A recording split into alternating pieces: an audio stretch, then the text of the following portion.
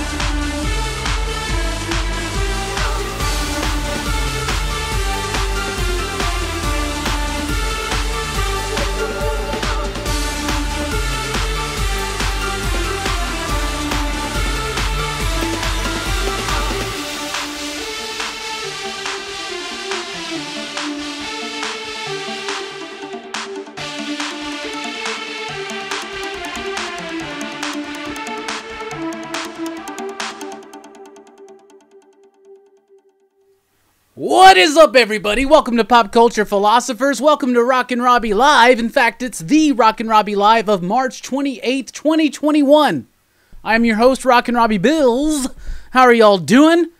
Happy to see you here tonight. Sorry for the late start, but tonight is the debut segment, Falcon and the Winter Soldier, Through the Eye of the Beholder. And I just finished episode 2. So, sorry for the delay, but I'm here. And we are ready to have a fantastic show tonight. By the way, before we even get into what's coming up, station, everybody. We are very, very close. We're like 28, 27 subscribers away from 10,000 subscribers. We're putting together the gift package already. Like, maybe we're counting our chickens, but we think we're going to hit it soon. So I hope so. I really do. Anyway, we're on our way to 10K, so thank you for being here tonight. Maybe it can happen tonight. Probably not. Probably will happen Tuesday night, Wednesday morning, if I had to guess. Seems like we get a peak of subscribers when the weekly comic book review hits. Speaking of that, tonight we'll be talking about our favorite comic books from last week. We'll be looking ahead to what's coming up in comic shops this week. We'll be including a DC sneak peek. Very light week, though. Very light week for DC. We're, like I said before, debuting the segment Falcon and Winter Soldier, Through the Eye of the Beholder. I'll be giving you my Suicide Squad review. No, I haven't gotten a super early look of the James Gunn movie. I'm talking about the one from 2016. I have never seen it. But I watched it this morning. It was part of my Sunday morning movie ritual. So here we go. We're going to be doing a top 5 baseball movies, which I believe I've done several times before. But guess what? It's opening week for baseball, y'all. So you're just going to have to deal with this every single time. The Yankees start around noon on April 1st. That's right, y'all. Go Yankees. You know what we saying? Anyway, we got a great show. And show and tell and Final 9, all that stuff. So it's going to be a great show. I do want to say that you should check out popculturephilosophers.com. John Hammertime Holsche does a great job of maintaining that website. And there you can find podcasts and more. The podcast will be returning soonish. We promise. You can follow me on Twitter at the Rockin' Robbie. You can follow Pop Culture Philosophers on Facebook and on the Instagram. I've been doing more Instagram posts because I got a new phone, so that's nifty. That's really nifty, right? So more content on IG now. And if you're on Facebook, you might as well join the PCP Army. Make it official, because that's the official Pop Culture Philosophers Facebook group. So there you go. And if you want to support the channel, you can do so with a super chat, which I know we already had a super chat tonight before I went live.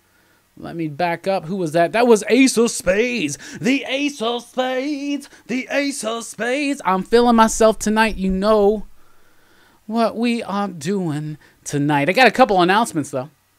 Oh, you can also support the channel at patreon.com/PCP. Like these fine patrons right there. Or with super chat, all that stuff. Couple of announcements. Let's see. Thursday night on Dylan's Horror Show, April 1st, 6 p.m. Central Time. Join us for the monthly comic book stream. Me, Bueller from Comics with Bueller, Bullseye Bob from Everything Comics, Dylan from Dylan's Horror Show, I guess he still reads comics, and me from Pop Culture Philosophers. Join us. It's going to be great. No extravagant live streams this week, though there may be a surprise or two. But I will say this, that on April 8th, I believe, I think it's 8th, it's the Thursday, so the week of April 8th, that Thursday, Jennifer from Comics Will Break Your Heart will be here. Very excited for that. The next week, we got Bueller booked, but I'm going to tell you guys this. We just wrapped up 5 weeks in a row of fantastic creator conversations, and we're going to kick that off again May 13th with Dan Watters, the Dan Watters, that's right, the writer of Coffin Bound, the writer of Homesick Pilots, the writer of The Picture of Everything Else, the writer of Lucifer, the writer of Future State, Superman, Wonder Woman, the writer of so many more comics, Limbo, Deep Roots. We could just keep going. He's one of my favorite writers. He's part of the White Noise crew, and having Dan on the show will make 3 out of 4 White Noise crew members. PCP Movie Night's on hiatus for 2 weeks, but we return April 16th with a look at Dazed and Confused, one of my absolute favorite movies. But one live stream going on as planned this week is Saturday night, Dylan's Horror Show. This week, we're talking about our top 10 favorite underrated horror films. Top 10 films, horror films, that we think are supremely underrated. But before all of this, check out Bueller. That's right, Comics with Bueller tomorrow morning at 5 a.m. Pacific time. That's 7 a.m. my time. For the Coffee and Comics Show episode. I almost said issue, but hell yeah, let's just go ahead and say it. Issue 116. Why are comics so popular right now? They touch on the Diamond Marvel split, and they talk a lot about what they love about comic books. And Bueller has told me it is a fantastic conversation, and I believe him. So, this week, Thursday night, comic book monthly stream with Bueller, Bob, me, and Dylan on Dylan's channel. That's April 1st, 6 p.m. Central. Comics Will Break Your Heart will be here April 8th. I believe that's that date. Dan Watters will be here May 13th. That's the Thursday after my birthday. Very excited for that. And we got PCP Movie Night returning April 16th. Perry's going to be a guest on that. Dylan's Horror Show on Saturday. But tomorrow morning, why are comics so popular right now? From Bob and Bueller on the Coffee and Comics Show. So, station everybody. We had that super chat from the Ace of Spades, so let's just say thank you.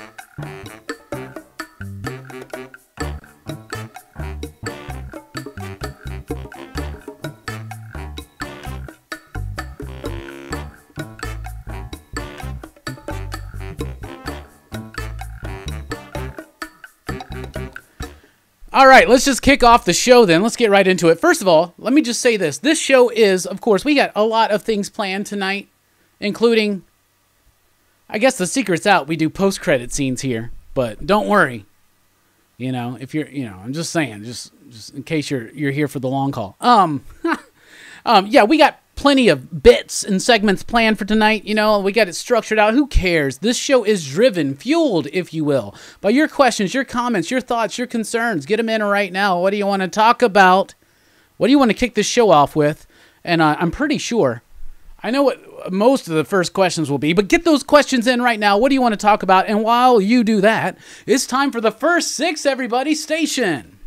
So we're going through my Blu-ray collection. And we are nearing the end of it. We're in the S's. We left off 2 weeks ago because we took last week off, actually. I had a nice, relaxing day. It was nice, but it's been a sad week. We did lose David Hatch.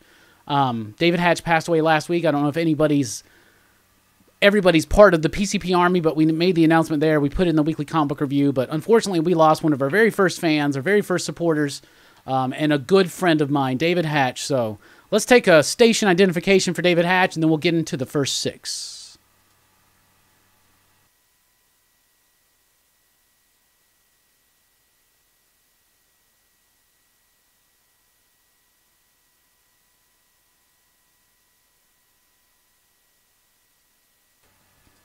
All right, getting into the first 6 tonight, continuing on to look at my Blu-ray collection. It's been one long weird stretch this whole time. So we ended with Superman, Batman, Public Enemies. There's Superman, Batman, Apocalypse. I don't really like this film. I actually tried to sell it at my local Second and Charles several months ago, and they wouldn't take it, so I got stuck with it again.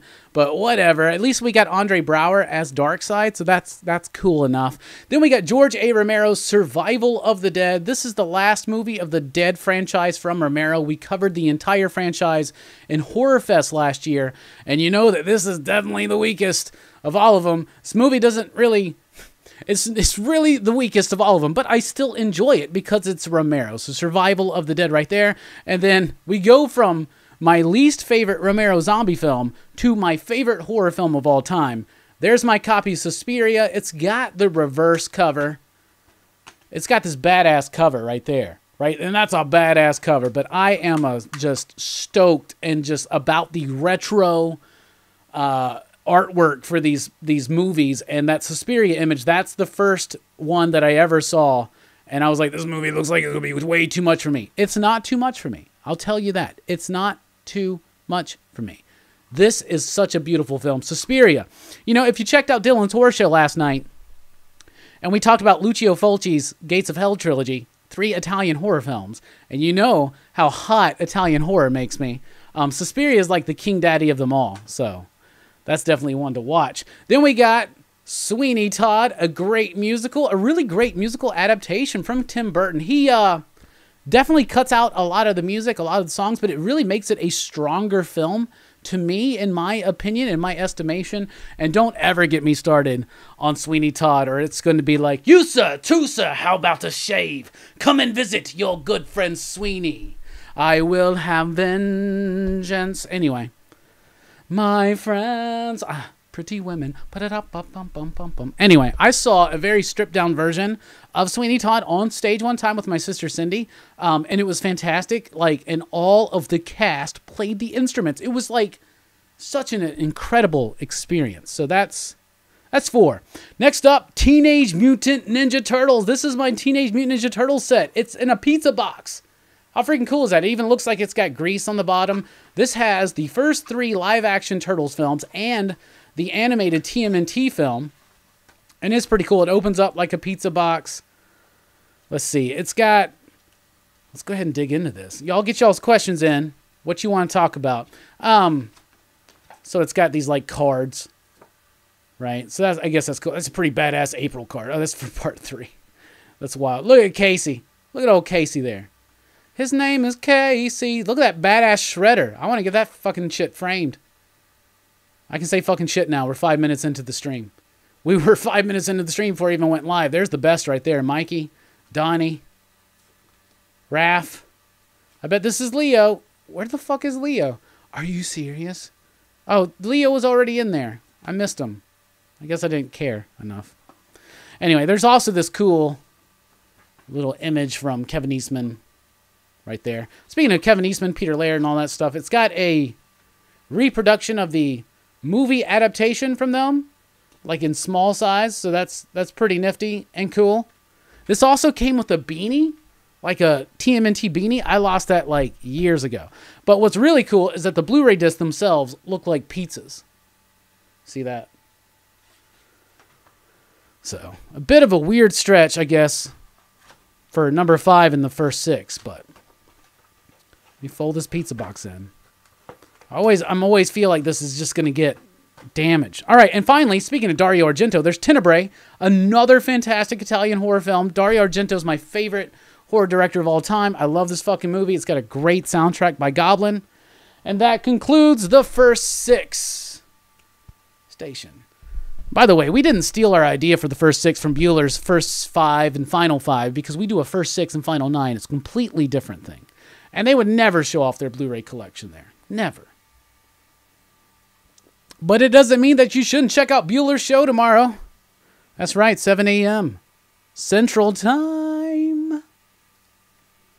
Anyway, I'm just really glad Bueller sent me that thumbnail so I can just keep going back to it and be like, look at them guys. Look at them. Look at Bob. He's wearing a Daredevil shirt. Look at that.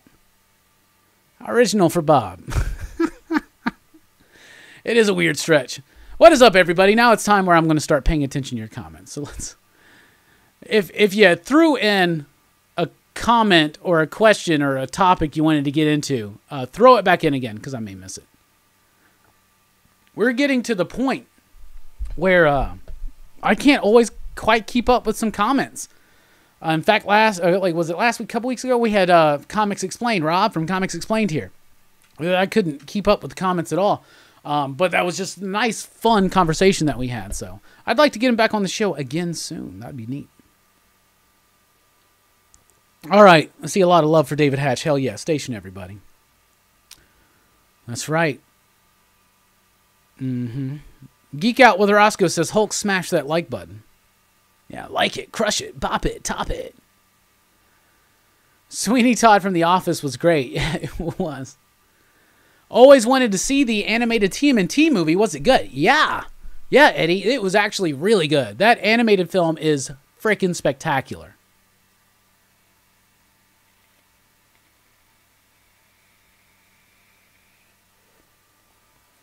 Eric says, man, I've been twisting the like button for the entire time. You got to smash it from now. You smash it, you twist it, you top it, you bop it, you drop it, you... Anybody see my freestyle on Instagram earlier this afternoon? That was a legitimate freestyle, just so you know. So I feel like we're in for some good waters. We're in for some good waters. Change it to the Sinister Six to avoid copyright. That's nice. The Sinister Six and the Nonsensical 9. Why not? Big Herm's in the building. Had the I like the idea of Big Herm doing the pregame show. I like that. I didn't get a chance to check out your show, Herm, talking about Falcon and Winter Soldier, because while you were doing that show, I was literally watching episodes 1 and 2. We'll get into that a little bit later. And if anybody is here tonight, the person is here tonight that suggested the name Falcon and the Winter Soldier through the eye of the beholder, please let it be known, let it be told, because I don't remember who named it, but I appreciate it. Start thinking about names for the Loki show. So far, all I have is a critical hokey pokey on Loki, and I don't think that that's going to work. It's too close to the critical incision on WandaVision, and it just, like, I was sitting there like, what the fuck rhymes with Loki? Low-key. Okay, that's funny. I could try to work that in. I was like, we're going to be thinking critically on a low key. See, it doesn't have the cadence right. I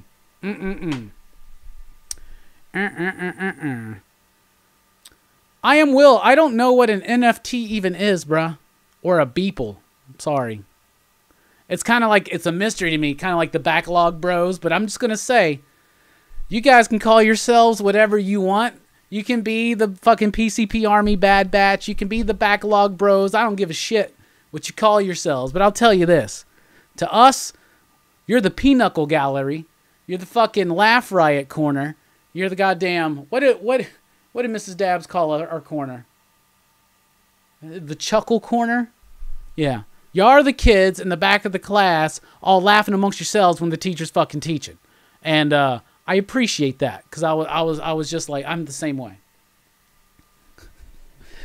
But I don't want to get anybody twisted. I'm a backlog bro too. Trust me. I am so far behind on what I am planned and scheduled to read that Brooks came up to me this week and was like so pissed about the delay in production on season 3 of Comics Revisited. And it's like, bruh, I'm watching all these fucking movies. I'm trying to read all these comics for the weekly reviews. God damn. I know. We're going to get to it though. That's why Comics Revisited season 3 is probably like way far away. And I keep talking about it. I shouldn't talk about it. We have Super Chat. Stimulus got me tipsy. Well, we do appreciate that.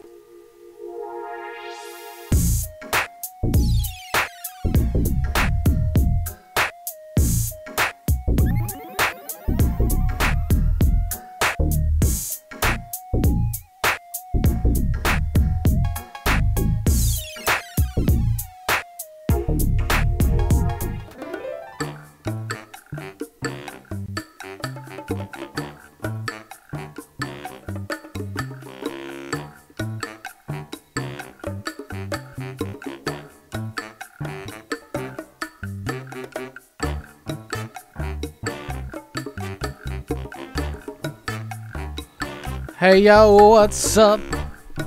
How are you doing tonight? I'm feeling alright. Let me tell you about these troublemakers I know. They are the Backlog Bros. They think that they are smooth and sly and in stereo, but they not. Whoa, whoa. You see, it's easy to put it together when you got two brains to match. And if you don't, just go on and watch a Guy Ritchie film called Snatch. Do you like Periwinkle Blue? Do you like Canine Dogs too? They think they are the baddest batch, yeah. But they need to know just one thing. PCP, OG,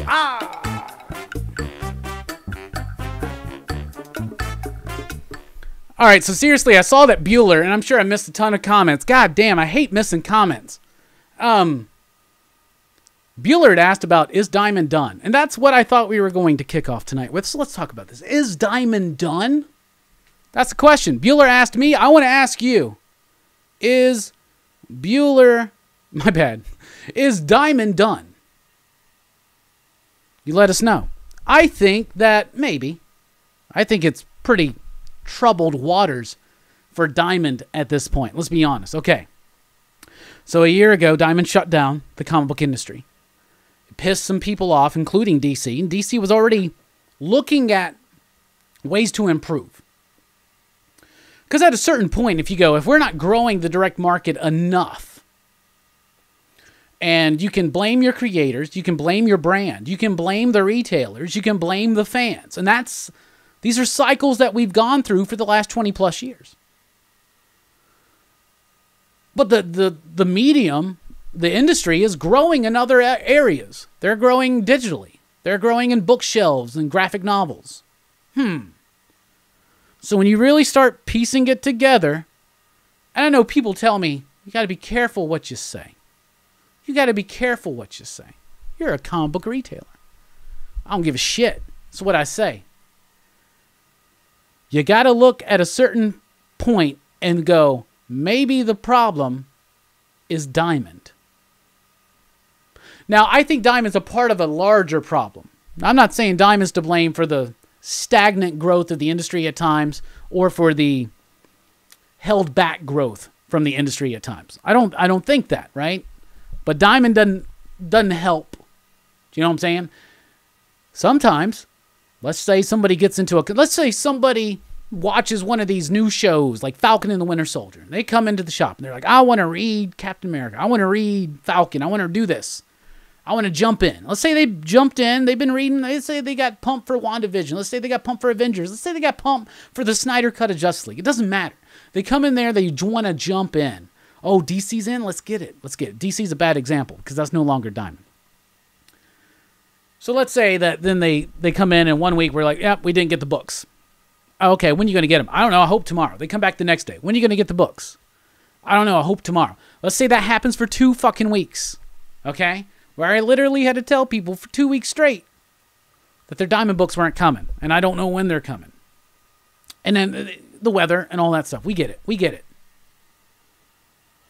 But I'm not stupid. And Diamond and the comic industry don't exist in a vacuum. So other shipments got on time. Diamond didn't. Here's the other thing. DC, which now is no longer attached to Diamond. DC broke from Diamond last year. Remember that. That was a big deal. Diamond lost like 40-something% of their business like that. Okay. Then everybody banded together. And they were like, we're going to back the comeback. Right? And then a year later, Diamond's slipping again. But this is already part of this market research that Marvel's been doing. They're like, DC jumped out? Why? Why? You know, they're always thinking about this stuff. Marvel did a lot of self-searching, soul-searching, soul-surfing. And they decided that Diamond was not beneficial to them in their longevity as far as promoting themselves through the direct market and growing the direct market. Interesting. Very interesting. All right, when everybody says the diamond, if you do the diamond emoji and a thumbs down, that's cool, but it makes me think you're talking about Jim Mint, just so you know. So we should do something else for Diamond. I don't want Jim coming in here and be like, oh, everybody talking shit about me. Now, here's the thing, though. We got our DC books on time that entire time. But the Diamond books we didn't get for 2 weeks. Diamond, there are people that work at Diamond that are fantastic people that really help you out as a retailer no matter what. And they go above and beyond. But Diamond as an organization, I think they've gotten too comfortable. And when DC left, they should have really taken that time to like shirt it up. And they've made some small lame attempts to like improve their packaging. You know, how annoying is it when you go to your shop and they're like, oh, they came in damaged. Oh, they were shorted. You know, that's something that happens. Less from Lunar with the DC books, in my experience. Less with the direct shipments I get from Scout. So, now that Marvel has left, Diamond has lost like 90-something% of their business in the last year, yo. How are they going to make it through that? The big thing right now is to look at Image. What's Image going to do? I saw comic book creators and editors and professionals in the industry tweeting and talking about indie publishers. You really right now need to start thinking about your Diamond contract, renegotiating it, because maybe Diamond's going to have to strip down immensely. Do you get what I'm saying? To be able to keep it. Here's the crazy thing. Comic shops will still be able to order their books, their Marvel books from Diamond. But Diamond will have to order them from Penguin Random House. So they're going to be operating to the direct market as kind of almost a wholesaler in a way. So some shops will stick with that, but the discount is going to change. And some shops are going to jump right to Penguin Random House. So I don't think Diamond's going to make it. And right now, I would encourage every indie publisher, and they already have been doing this. They have all been doing this for the last year, if not more, thinking about alternate distribution methods. DC did the first move. Then you had smaller companies like Scout and Alterna do their own moves. And then you had some smaller moves lately with Scout joining Lunar, with Vault, and I think, was it Aftershock and a few others joining Penguin Random House? Or was it, another one? Simon & Schuster, S&S, as distribution for graphic novels. So you're seeing this movement away from Diamond. Because you can't support an industry without delivering comic books and without delivering comic books the right way. And there's a lot of people, a lot of different groups that make up this industry. There are readers and collectors. There are speculators and collectors. There are new fans. There are old school fans. There are people that buy the books and never read them. There are people that buy the books and read them all the damn time. There's so many different levels of this industry as far as the readership goes, as far as retail goes, as far as creators and studios and publishers go. That Diamond having that stranglehold, it is no surprise to me. And you can go back and you can, if you wanted to do the weird stretch and have all the time on your hands and watch all the live shows I've done over the last year, I'm pretty sure I have said the equivalent of this. Diamond needs competition. The direct market distribution industry needs competition. And when Lunar and UCS got involved, I said, there's competition. Let's see what happens. And now, less than a year later, from the formation of Lunar, which UCS fell off because Midtown's like, yo, it's too much for us. But Lunar seems to be handling it just fine right now. When Diamond can get my books to me for 2 weeks, and they're literally like 3 hours away, but the Lunar books are coming from further away, and I get them way on time.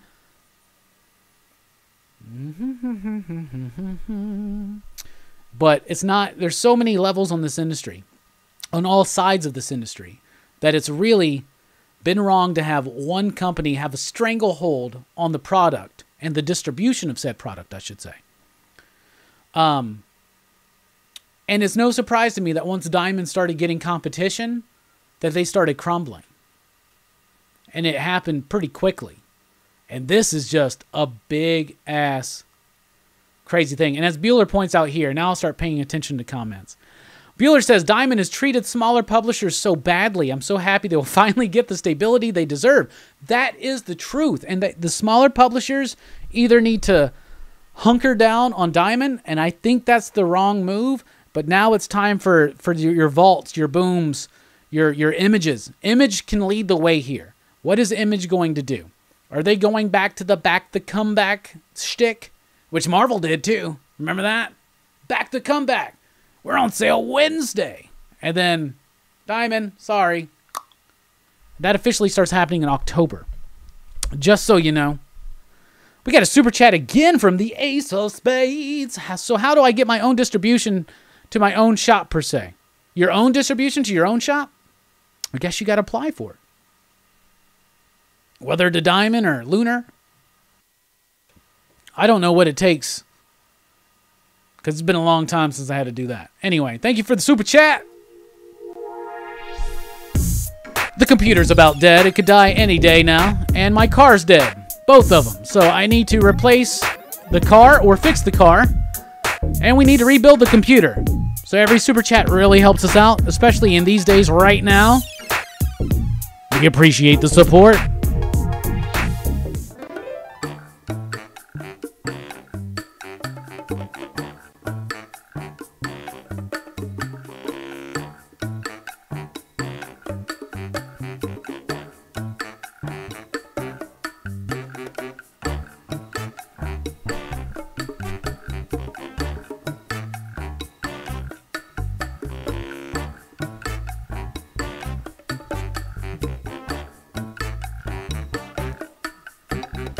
Let me tell you about this little man I know. His name is Hellboy, crushing beers on his forehead. He's got these horns, but he keeps them filed down, don't you know? Oh, oh.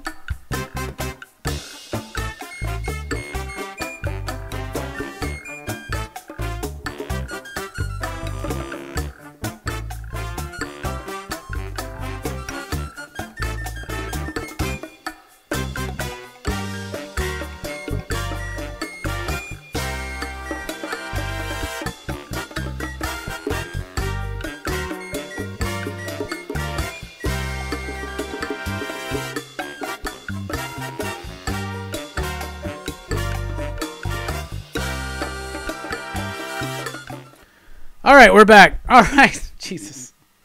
Just when we're back, we got another super chat from Tacky616. Appreciate it.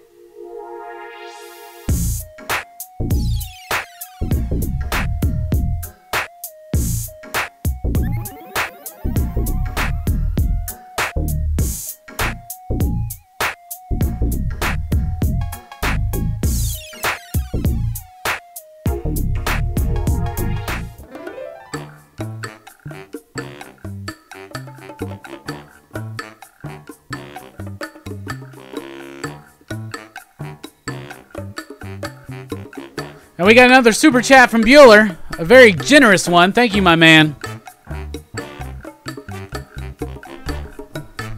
We really do appreciate it. So I guess we're going to get a full-on proper Hellboy song, everybody. So you know the words. Let's sing along. Let me tell you about this little man I know. His name is Hellboy. He was sent to the earth some long time ago to save it or destroy. Brought to this earth by Rasputin, son of a demon and a nun who had sex with the demon, but was raised by Professor Broom. Now he fights the evil and monsters, and he fights with the man who's a fish named Abe. Now he fights with the fire starter named Liz, and an ectoplasmic mess named Johann. PPRD.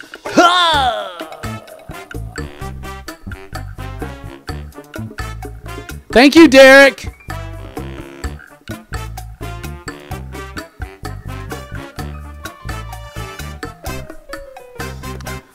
You might as well crush that like button while you're at it, and it makes us feel good.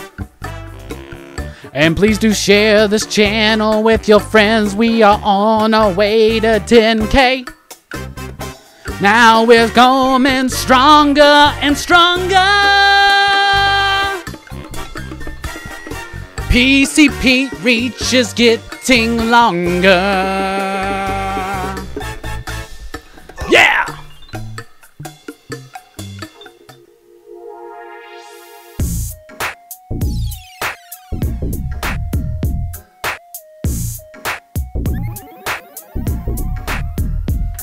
Yeah.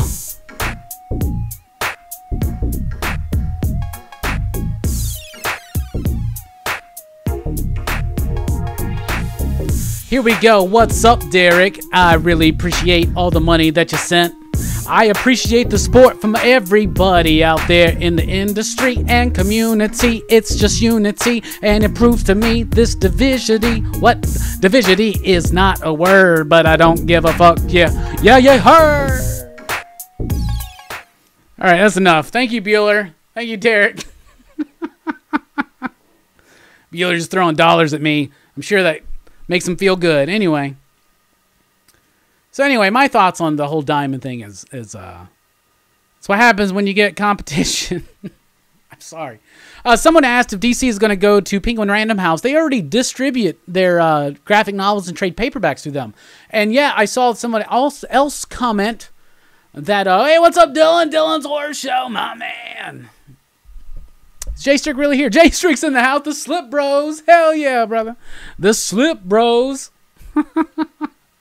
Anyway, what was I saying? I was talking about the diamond thing again. This is basically, I mean, what else can you say? You know, oh, but DC, and Penguin Random House, yeah, they don't do local distribution, like, they don't do comic book floppies, but that is something that they are now preparing to do. They sent a letter, and they were talking about, oh, we're going to do this and this and this, and we're getting it all set up, and we've done a lot of research of this. This has been something in the works for a while. So there you go. My man. Backlog Bros. What's up, everybody? Straight Slip Station. We pause for station identification.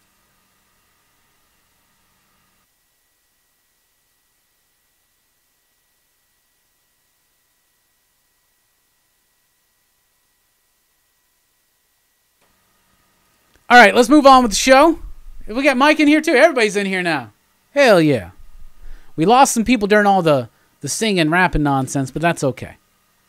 We don't care. All right, it's time for the next segment. It's time to look back before we look forward. What was your favorite comic book last week? What was your pick of the week?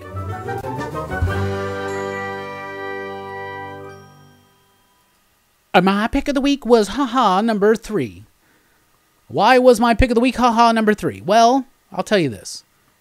It is not easy making a comic book with little to no dialogue and still tell a captivating and compelling and enriching story.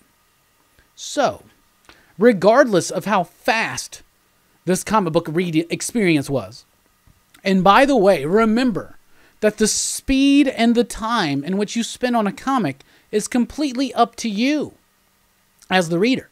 It's one of the beautiful things about comic books. You can speed read through it, catch the basics. You can slow read it, catch a lot more. Or you can read it over and over again at many different speeds and eventually ascend reality. And your ascension then helps the rest of the world grow on. Anyway, W. Maxwell Prince, being a writer, in order to craft a story with little to no dialogue, which this is the issue about a mime, you got to have a great artist. And in this issue, he has Roger Langridge, who does a fantastic job. A simple style, a cartoonish type style. But remember this, a lot of comic book artists, we can easily refer to them as cartoonists. That's what they are doing. They are showing us stories through a series of images, okay? That's a cartoonist, okay? So when someone says the artwork is too cartoony, I actually think that that's usually a good thing, okay? I like this book. I saw some people out there, Jim Mint, thought it was whack. That's fair. That's fine. If you watch Comic Talk with Will and Sean and Jennifer and I think it's Greg, Bearded Comic Bro, like, you know, they had some mixed feelings about this issue. I don't. I think this issue is brilliant. I love it. They're giving us something different, unique, and innovative each and every single issue. I think all 3 issues have been super strong. I think one's been the strongest, but in hindsight, I think 2 is going to be the one with the most resonating factor between these 3. But just the act of telling a story with little to no dialogue with a fantastic artist, telling something that was charming, but still resonating and enriching on a emotional level, or should I say an emotional level.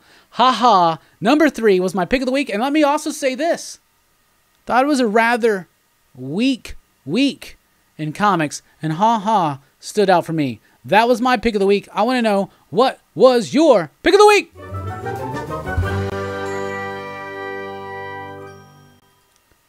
I love that little jingle. I really do.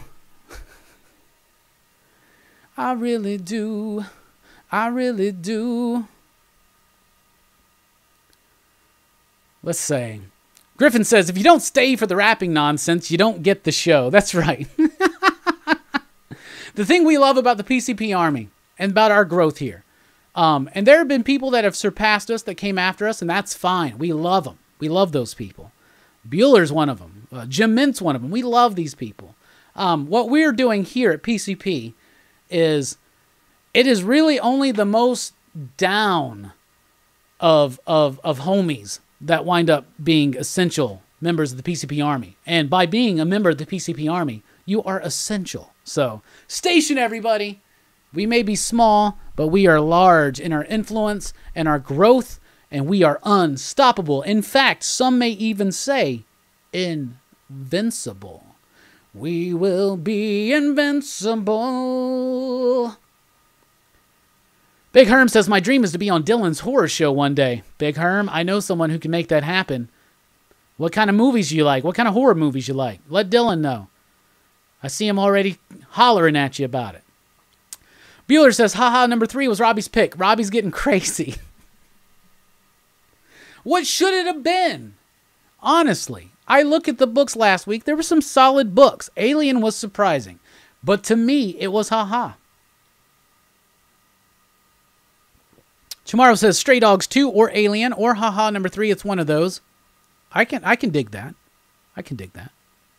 Two Fat Guys Pool List says Nate's was Alien number 1. Jim's was Excalibur 19. I quit reading Excalibur.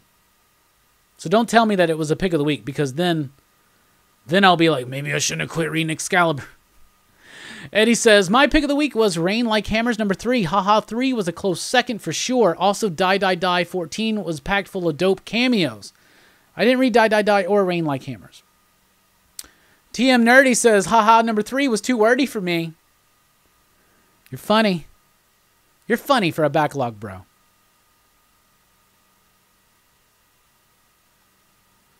Oh, Dylan's calling himself Walt Disney now. I think I'm about to be leaving Dylan's horror show, y'all. Y'all watch out. Comics with Bueller says Shadow Doctor #2. That's a really good pick. Bro, that's a really good pick.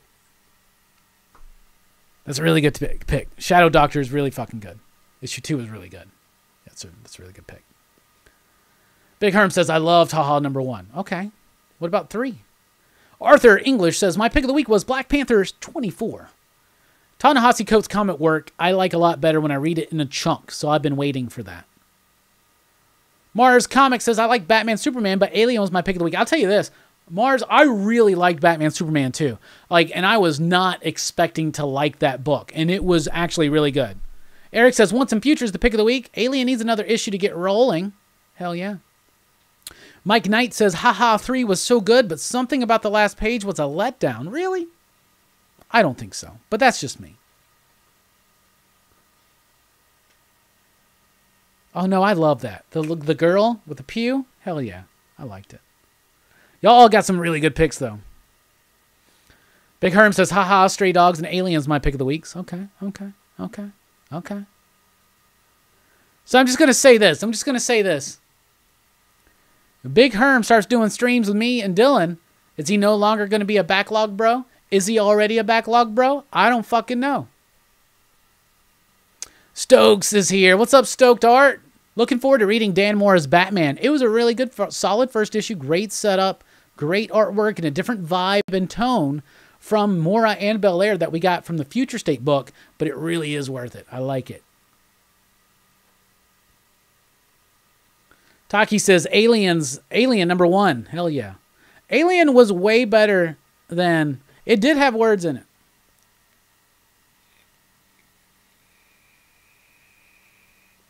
Circumstances says Shadow Doctor 2 is definitely my pick. That's a really good one. If I still did the top 10s, I probably would have had that in my top 3. I don't do the top 10s anymore, though. I'm tired of rating comics like that, ranking them. I'll give you a pick of the week, but it's all subjective. I don't like the idea of top 10 lists for comic books right now. I just don't. I don't know why. I know it was a popular show, but I hope that the people that really enjoyed that show will make their way to the weekly comic book review, because I cover a lot more ground there. But I don't know. I'll tell you this. I feel a lot better having cut a couple shows out. So there you go. Oh, Derek, I guess you're on that last wave. That sucks. It's like the people that got their stimmy and then the other people didn't. That sucks. I'm not trying to show off then and make you feel bad, Derek. I'm sorry. I should probably sell it and raise money for the new car or get the car fixed. But I don't want to do that right now. We're just going to sit here and sing for super chats instead. Jay Strick, I'm so happy Jay Strick's in the house, man. And he made it through Italian horror just fine. Jay Strick, what was your pick last week? Why don't you tell everybody? Because I can't remember what... Oh, I remember what it was. It was Stray Dogs. Never mind. You don't have to say anything. It was Stray Dogs. Bueller says, Robbie, just do a top 10, but not in any order. Like the top 10 books you like the best. Yeah, I get that. But it's just... It wasn't the idea. I mean, I don't like the idea of ranking them anymore. But also... It's the... I guess I could do it in a different way. But the way I was doing it was taking too much time. And you know I don't like to edit. And it required a little bit more editing because I tried to do the little number 2, this and show the images for the books. And maybe I should just, I don't know. I hate getting rid of a video that was working for the most part and that people liked. But at the same time, I don't know. There are videos that I stay committed to that perform less, but I don't care. Because to me, PCP movie night and the conversations are more important, if that makes sense. But maybe I should do a... Ah, damn it. Bueller says, I know you don't like to edit. If I find somebody that would edit it for me, I would fucking throw it down. And I've had people, fucking Cerebros, he was up here, he was like, hey, anything you ever want edited, just let me know. And like, I can't make somebody else do that. If I'm choosing not to work. And Missing Link says, if you burn out, skip that. I was hitting burnout, y'all. So. And it wasn't that like the video itself took too much work. It's just that when you do the live show on Sunday, like a lot of people don't realize that it takes more than just the time spent performing live, you know, or just talking to you guys live. It's not really performance. This is me.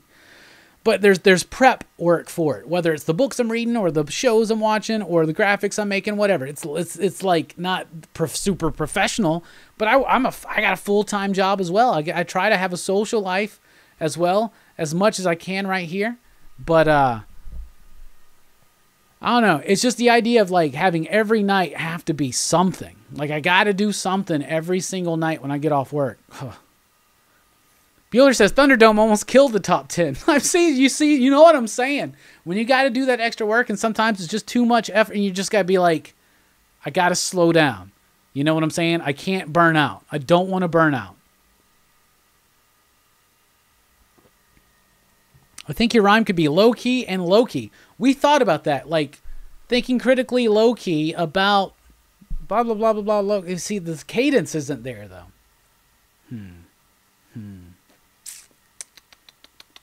Yeah, Burnout Robbie's doesn't do like 3-4 hour live streams. I'll tell you that. All right, we talked about what our favorite comic books were last week. Enough of this pity party on, oh, Robbie's so overworked. It's not true. I love my life, and I do what I do because it's a joy and it's a pleasure, and my life is full and rich right now, and I am supremely grateful to the cosmos, to you, and to, honestly, I guess I got to say myself, and all the people around me. I'm really, really in a good spot right now, so thank you, PCP Army.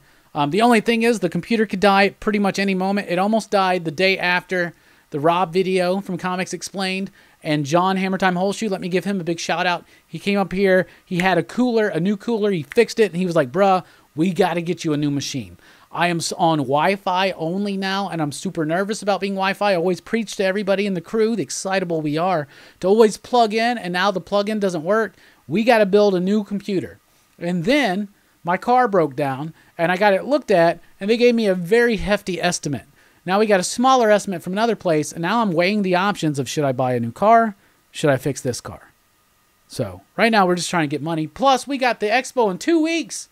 Holy crap. We got to put together all these mystery boxes, and hopefully the mystery boxes can help us along these goals as well. But we do appreciate the super chats tonight. But enough of all of that. Was the whole point. Enough of all of that. Enough of all of that. What are we doing?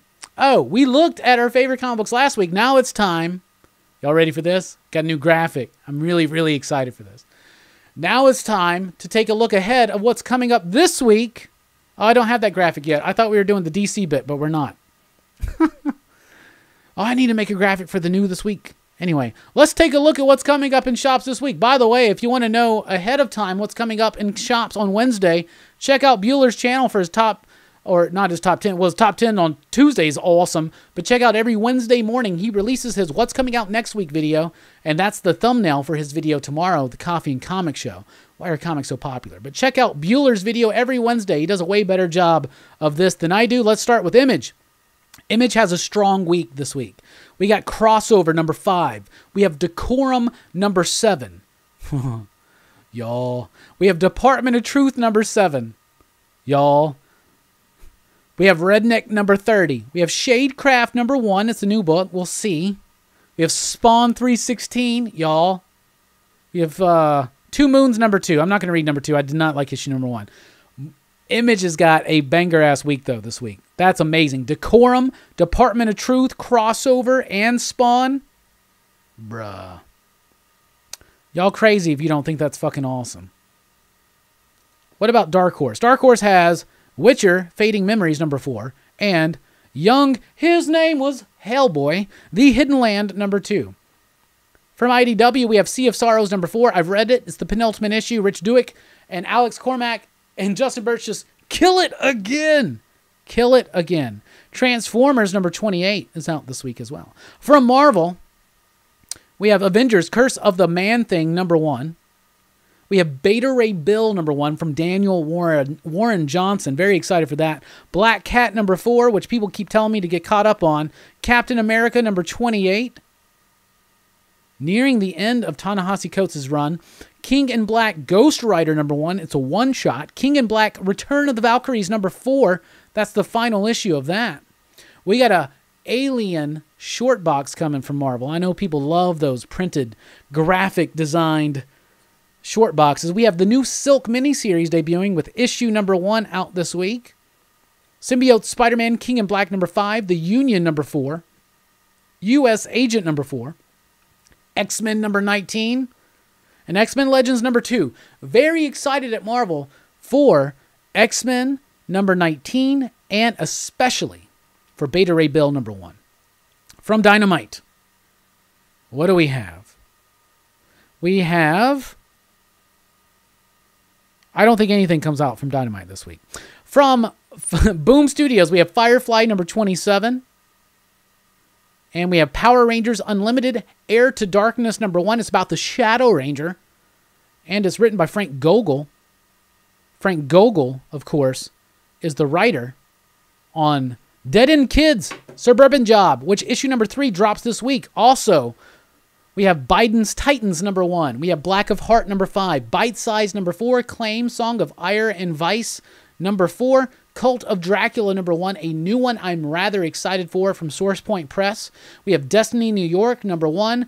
Edgar Allan Poe's Snifter of Blood number 6. The Eighth Immortal number 3. Giga number 3. Giga's finally here. I haven't read it yet, but I got a copy. And I'm really, really excited for it. Grim Fairy Tales 47. I Breathed a Body number 3. Lady Death. Malevolent Decimation number 1. Man's World number 3. Unsacred Volume 5 by Mirka Andolfo number 5. Nuclear Family number 2. Shadow Service number 6. Kicking off the new arc. Terminal Punks number 5 with the final issue. Touching Evil 14. And a new debut from Vault. Witchblood number 1. What about DC? Well, we'll be getting to DC after the break. But before we get to that, I want to ask a question. Because we're about to take a break, and when we come back, the DC sneak peek, Falcon and Winter Soldier, Through the Eye of the Beholder, and my thoughts on Suicide Squad, having watched it 5 years after the fact for the first time. For the first time.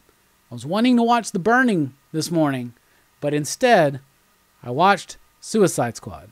What are my thoughts? Find out all that and more coming up, but I don't want to know right now, what comic book are you most looking forward to this week? For me, Decorum number 7 is by far the one I am the most looking forward to. Decorum number 7. What about you? What comic book are you most looking forward to? We'll be right back after this short break.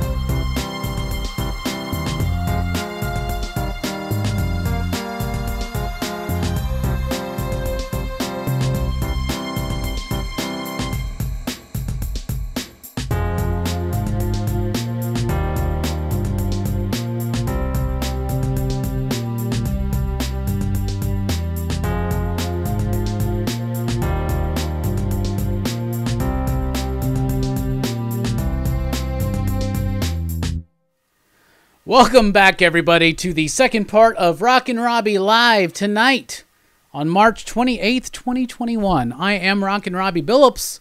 How's everybody doing? We had a great time in the first segment talking about Marvel splitting away from Diamond, talking about our favorite comic books of last week, looking ahead to what's coming up this week. In fact, I asked you, what comic books are you looking forward to? Get your questions in right now. And Jay Strick, I just want to call you out real quick. I saw that you tried to get me in a D's Nuts joke with Imagine Dragons, and then you had a typo. You corrected the typo. Then you deleted both of those, and then reformatted the D's Nuts lead-in, and I'm not falling for it, homie. That's something that Malone and Candace and Carrie and Randy and Candy would be into, but not me, if you know what I'm saying. I'm going to sit down and eat my canned spaghetti by myself without getting caught in your stupid-ass D's Nuts joke, because you can't hustle a hustler, no matter how many Italian horror films you've watched. All right, brother? All right? I do want to say that you should follow us at popculturephilosophers.com for podcast blogs and a whole lot more. And also just John Hammertime Holst, who does such a great job making that such a sleek, cool, positive place to be. And also I am on Twitter. You can follow me at The Rockin' Robbie. I got a new phone, so I actually got Twitter on my phone again, so I'm more responsive. You can follow us on Facebook and on Instagram. More posts on Instagram as well. In fact, today you got a freestyle. If you're on Facebook, you might as well join the Pop Culture Philosophers official Facebook group, the PCP Army. Make it official, everybody. Seriously, if you want to support the channel, because we need the help right now, you can really do a big 1-2 punch with a super chat and join us over at patreon.com/PCP, like these fine patriots right there. Speaking of super chats, my man Reggie, PCP for life with the 1111. Everybody, real quick, let us know, what are you looking forward to coming up in shops this week?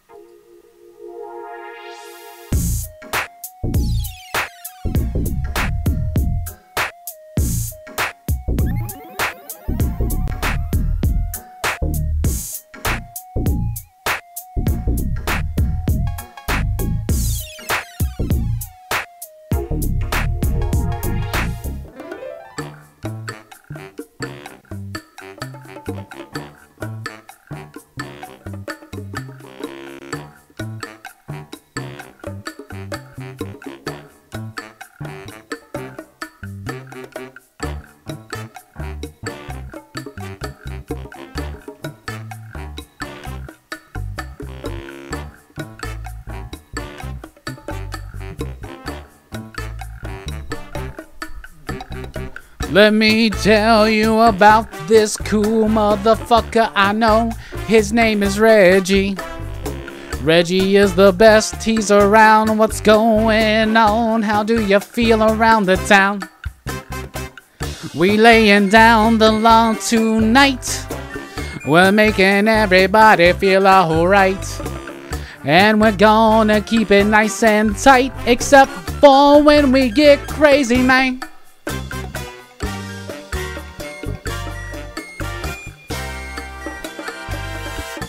Love that Joker.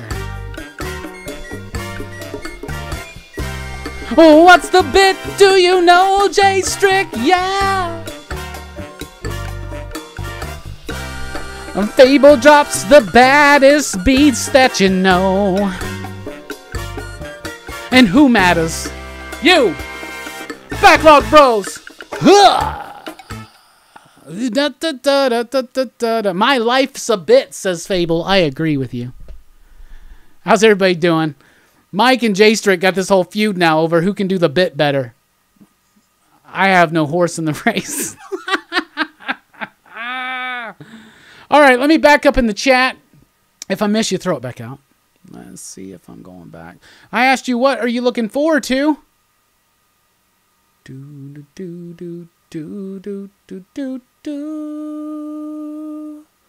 Shit stuck in my head. Yeah, I haven't read Doomsday Clock yet either. What's a Doomsday Clock? A couple announcements. The monthly meetup is this week on Dylan's Horror Show. Thursday, April 1st, 6 p.m. Central Time. Best comics of the month. Comics with Bueller, Everything Comics, Pop Culture Philosophers, and Dylan's Horror Show will be there. Comics Will Break Your Heart. That's right. That's Jennifer. She will be here on April... Should have looked at the date. I'm pretty sure it's 8th. Pretty sure. Yeah, pretty sure it's April 8th, Thursday night, 8 p.m. Central Time. Join us for a conversation with Jennifer from Comics Will Break Your Heart. The following week, we'll have Bueller. On May 6th, we have Big Herm. And then May 13th, we got Dan Waters, the writer of Coffin Bound, the writer of Homesick Pilots, the writer of The Picture of Everything Else, the writer of Deep Roots, the writer of Limbo, the writer of Lucifer, a fantastic creator. Very excited. PCP Movie Night's on hiatus for 2 weeks. But when we return, it's April 16th with a look at Dazed and Confused. Perry from Perry's Comics will be here. However, going nonstop this week was Dylan's horror show. We're very excited to be presenting our absolute top 10 underrated horror films. And tomorrow morning, check out Comics with Bueller for the Coffee and Comics show featuring Rockin' Robbie's Pick of the Week. Why are comics so popular right now? They have a great conversation. I'm excited to watch it with y'all. Let's take a look at what you're looking forward to in shops this week. Brian says Spawn 316 and Shadecraft. Also crossover. Those three I'm really looking forward to. Yeah, hell yeah, me too. Comics with Bueller says Spawn. Always. And it's Spawn 316. Okay? This is the issue where he better deliver the gospel. And he does. Because allegedly this is the issue that starts the road to the Spawn universe. Interesting. Very interesting. Bueller also says Nuclear Family number 2. I am looking forward to number 2 as well. TM Nerdy's excited for Spawn. Epoch says Silk, The Rise and Cult of Dracula. Doomsday Clock backwards is Ben Affleck. That's funny. Missing Link says Autumnal and Sea of Sorrows. No Autumnal this week. But there is a Sea of Sorrows. Red Rick says, looking forward to Department of Truth the most myself, then Shadecraft, 2 Moons, Beta Ray Bill, and Silk to see what they do with her on a number 1. J-Mo says, oh man, I love the art so much and Sea of Sorrows. Me too. Alex Cormac's great. We got to get him on the show one day. We've had John Lees. We've had Rich. Why not the artists of those amazing books of Sync and Sea of Sorrows and Road of Bones? Hey, Mark's in the house from Geeks Unleashed. Just finished recording my podcast with Jasmine and thought I would jump on and say a quick hello. Station! We don't say hello here, Mark. We say station. I thought you knew that. We say station. Sleepy Reader 666 is here. He says, an army of philosophers. Hell yeah. You're a part of it, Damien. We love you. Red Rick says, The Union is coming out as well. Been enjoying that one. Penultimate issue. It is. We got 81 in the chat. It's awesome. 2 weeks ago, we had 100. That was great. But we're on our way to 10K, everybody. Share the shit out of the channel. Get as many people as you can to sub up. Let's get to 10K this week. We're doing a giveaway. 10K giveaway. It's going to be awesome. Trust me. We got original artwork in it. We're going to have a Blu-ray set in it. We're going to have an omnibus in it. We're going to have a key issue in it. Key-ish. Let's just say that. Mike Knight says, anticipations for Black Cat, Black Beacon, and Beta Ray Bill. Black Beacon? What's that one? Does Robbie have the same OG Camaro as Johnny and Cobra Kai? No, Johnny does not have a Camaro OG. He has a Firebird. I want a Firebird. That's the Firebird that Johnny has in Cobra Kai. I want that. But I don't have that. I have a Dodge Stratus, and it needs some major clutch work. It's pretty expensive. Some transmission work. Either that or I need to get a new car. We're weighing options. Robbie has 69 likes. Dude, I almost don't want any more likes. But please, we're whores for likes. Just do it. Just do it. Hey, Bob from Everything Comics is here. Since we've had Dylan, Bob, and Bueller on the stream, let's say this one more time because we get accused of not promoting this enough. This Thursday, yeah, we were going to do it last Thursday, but then we forgot, or I in particular forgot there was 5 Wednesdays this month. But this Thursday, April 1st, no April Fools, y'all. 6 p.m. Central Time on Dylan's Horror Show. Don't worry, he still reads comics, sort of. We're going to be talking about the best comic books of March with Bueller, Bob, Dylan, and myself. It's going to be a grand old time. It's going to be fun. I changed autumnal to Giga. Hell yeah, Giga. I'm excited too. I got a copy of it like a couple weeks ago, or a week ago, and I haven't read it yet. It's been rough. I've had some new entries in my life that are making it really great, by the way. Wow, 316 says, you just got your ass kicked. Hell yeah. I like it. All right, if I missed your comment, just throw it back in. Talking low-key on low-key. Talking low-key on low-key. I guess that's good enough. Yeah, Fable, I appreciate that. Throw out Bob and Bueller, too. Finally got mods on the channel. And, of course, I picked the fucking Backlog Bros. If there's any other members of the Backlog Bros I missed, let me know so I can make you a mod.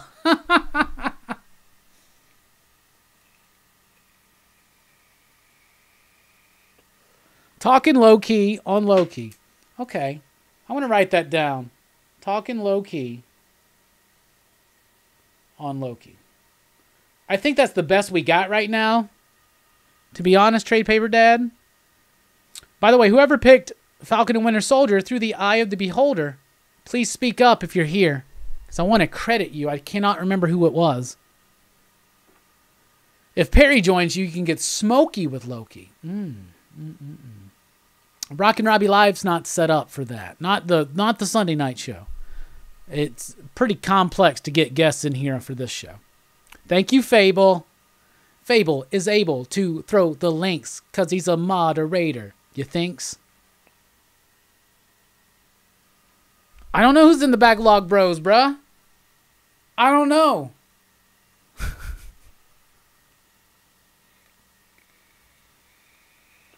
We fucking had one of them on the stream Friday night, and we couldn't get him to talk. We tried. Y'all are tight. Y'all like the Flag Smashers. Y'all are like the Flag Smashers. You sons of bitches. Oh, what are we doing here? Oh, DC sneak peek. That's the next thing. Here's the graphic. I redid it because I really was unhappy with the DC comic sneak peek. So, yeah, pretty late. Yeah, the slip log bros. What? All right, y'all. It's time for the DC sneak peek. It's a light week because it's a 5th week, 5th Wednesday blues, but it's time for that DC Comics, that DC sneak peek.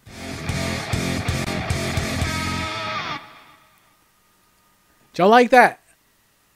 I like that. I spent way too much time on that today. I'm going to be honest with you. That's why the show was late. All right. First up, we got the other history of the DC Universe. This is issue number 3. Now, I read issue number 1, and I enjoyed it, but I have not read 2 or 3 yet, because this is a lot to read, okay? The artwork is great. I have flipped through every single one of them, and I'm loving the artwork. And it seems like this one's going to deal with Katana. So that's cool and appropriate, because I watched Suicide Squad today. But there's some really great artwork, some really nice layouts. I did like the first issue, and I'm excited to see where they go. But there you go. Anyway, next up, DC Future State. That's right. It's not quite over. I told you this was the 3-issue one. And plus, DC Future State's going to continue, actually, with the next Batman story, Second Son. That starts in April, and then in April or May, like Future State Gotham starts, and Wonder Girl, and all kinds of lead-ins or whatever. But we got Superman versus Imperious Lex, number 3. This is written by Mark Russell with artwork by Stephen Pugh. I really liked this one. A great wrap-up to this story. It's been really satirical. It's been fun to me, and it's been kind of relevant. It's satire, but in a very true to satire type way, where it's not like preachy or nothing. It's just like kind of funny and sharp and witty, right? And it also does a lot of tributes to the Silver Age. So I really liked this whole series. I thought it was great. And to me, if I had to name a top 5 DC Future State books, which maybe that should be next week's top 5, let me write that down. top 5 DC Future State books. That's actually a good top 5. Maybe that could be useful for some people if they want to get it in trade, right? That may wind up in the top 5. Let's be honest. So the only Infinite Frontier book this week is The Flash, Flash 768. This is the new run. It is written by Jeremy Adams. And then the artwork, we have Brandon Peterson, Marco Santucci, and David LaFuente. This is $4.99, but it's 38 pages straight of a Flash book. There's no irrelevant backup in here. It is 38 pages of a Flash book. That is rather impressive to me for a $4.99 comic from DC. So stay tuned for that. This is pretty interesting. So the way that DC Death Metal ended, Barry wanted to go and explore the mystery of the Omniverse, and now Wally was going to be the ongoing Flash. In this one, they kind of shifted up just a little bit, right? Just shifted up just a little bit. But this was pretty interesting. It had me captivated. It had me engaged. It had really good artwork. It had a neat story. I can't reveal too much about it, but I did like this. This was a promising start for the new Flash direction, but it feels like this is the story that's setting up what the status quo will be for the Flash and the Flash family. But it focuses on Wally and Barry as well, and it's actually pretty solid. It was pretty solid. And for $4.99, 38 story pages. That's pretty solid. Then we got Batman Catwoman number 4. I'm loving Batman Catwoman. I'm still liking it even through this issue, but this was the most choppy and stagnant issue yet. Like, because they're dealing with 3 different time periods in one overall mystery, by the time we're hitting issue 4, it's starting to overlap a bit too much. And it's hard to remember what's come before. So this is a book where right now it would benefit rereading 1, 2, and 3 and then catching up. And I plan on trying to do that if I can. But Batman Catwoman, solid artwork. The artwork's not quite as precise or as clean as issues 1, 2, and 3. And like I said, the story starts feeling a little bit too jumpy at times. So it started to lose me, but it still has enough to hook me. I'm really into the vibe of that story. And finally, it's a light week. Strange Adventures number 9. Loving it. This may be my favorite book from DC this week. Love it.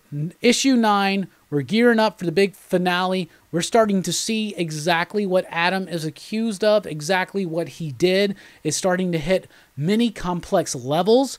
When Tom King and company promised us a look at what's the difference between a war hero and a war criminal, that's exactly what they are delivering by issue number 9. It's fascinating. It's cool. The artwork, holy crap. You got Doc Shaner and you got Mitch Gerrits doing 2 completely different styles that meld together to make one cohesive vision for this book, and I'm just loving it. Issue number 9 is out this week. It's a light week from DC. There may be some other things I didn't read, but I forgot about them. So one more time, let's roll that graphic.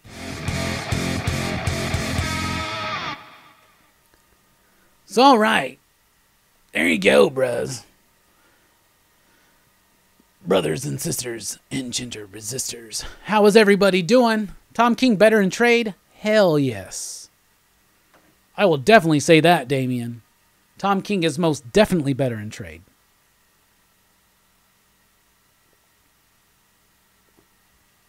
Most definitely. Oh, is Jelani a backlog, bro? No, he is not. Unless he lied to me. Unless he lied to me. Say it ain't so, Rockin' Robbie. Tom King had one of those issues. Not saying the issue is bad. Here's the thing. I'm not faulting Tom King in the issue. I'm just saying that it would benefit a reread for me, so maybe you guys would be the same way. I read a lot, and sometimes it's hard to keep up. And when a book has 3 moving storylines that are all essential to one point, I may need to go back and reread 1, 2, and 3, and then reread 4 to give it a more of an honest appreciation. Hey, we got a super chat from 2 Fat Guys Pull List. He says, keep up the great work, Robbie, or they. Keep up the great work, Robbie. We dig the hell out of the weekly comic book review videos. Go get that Firebird. Thank you so much. $5 to either fix the Stratus or get the Firebird. Fucking 30-year-old car, but hell yeah, let's fucking do it. Anyway, we really do appreciate it. We're counting down to 10K. Thank you.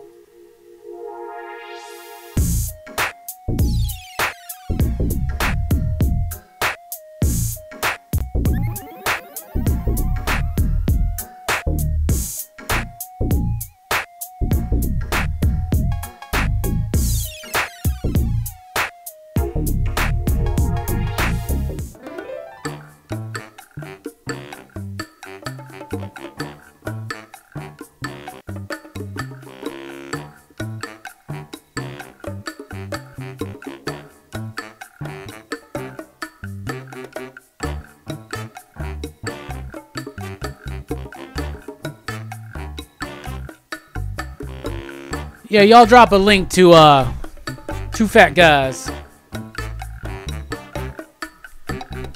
Let me tell you about this little thing I know. It's the Blue Wrenches.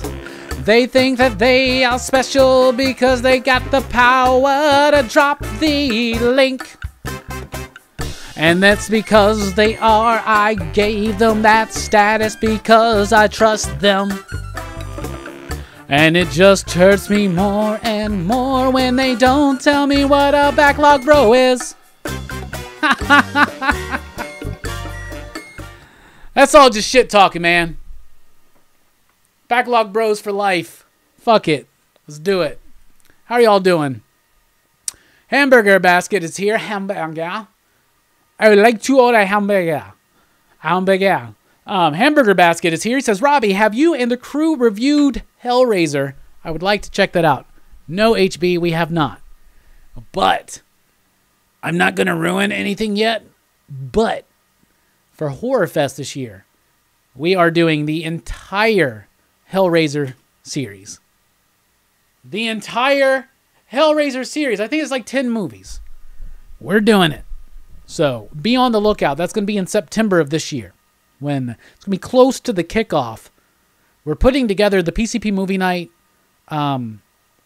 schedule right now. I'll go ahead and share it with you. We haven't got Horror Fest locked down yet. All right, we're off for 2 weeks. We come back April 16th with Dazed and Confused. Right there.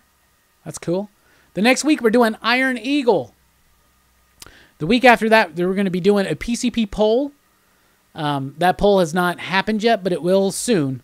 Then for the next 5 weeks, me and the key core members of the Excitable PCP crew, minus Hammer Time Holshoe. Fuck. We missed Hammer Time. Fuck. We'll get, god damn it. We'll fix this. We'll fix it somehow. So we got crew picks for the next few weeks. So May 7th is my pick, and it's Southland Tales. May 14th is Brooks's pick, and it's Enter the Dragon. May 21st is Mike's pick, and it's Heredity. May 28th is J-Strick's pick, and it's The Shining, the original Kubrick version. June 4th, excuse me, is Jelani's pick, and he hasn't revealed it yet. And then the next week kicks off Action Fest. That's June 11th. So Action Fest kicks off with Face Off, and then Cobra, and then a PCP Army movie poll, and then Die Hard and Lethal Weapon back-to-back Friday to Friday for Christmas in July. Then we have the John Wick franchise, another PCP Army poll, this one revolving around Keanu Reeves. And then we've got the Fast and the Furious franchise. But maybe we'll actually delay all that out to add in a Hammer Time Holshoe pick. We're going to do that. That's what we're going to do. Because I'm looking and we got room in the schedule up top or down bottom, so we'll put more room up top. So that's what we'll do. Hell yeah. I like it. Yeah. And that's all I got to share so far. So, there you go. So, what's up? Oh, did we get another super chat? Yes, we did, from Mark from Geeks Unleashed. Mark Station. What's a PC people? Sounds gross.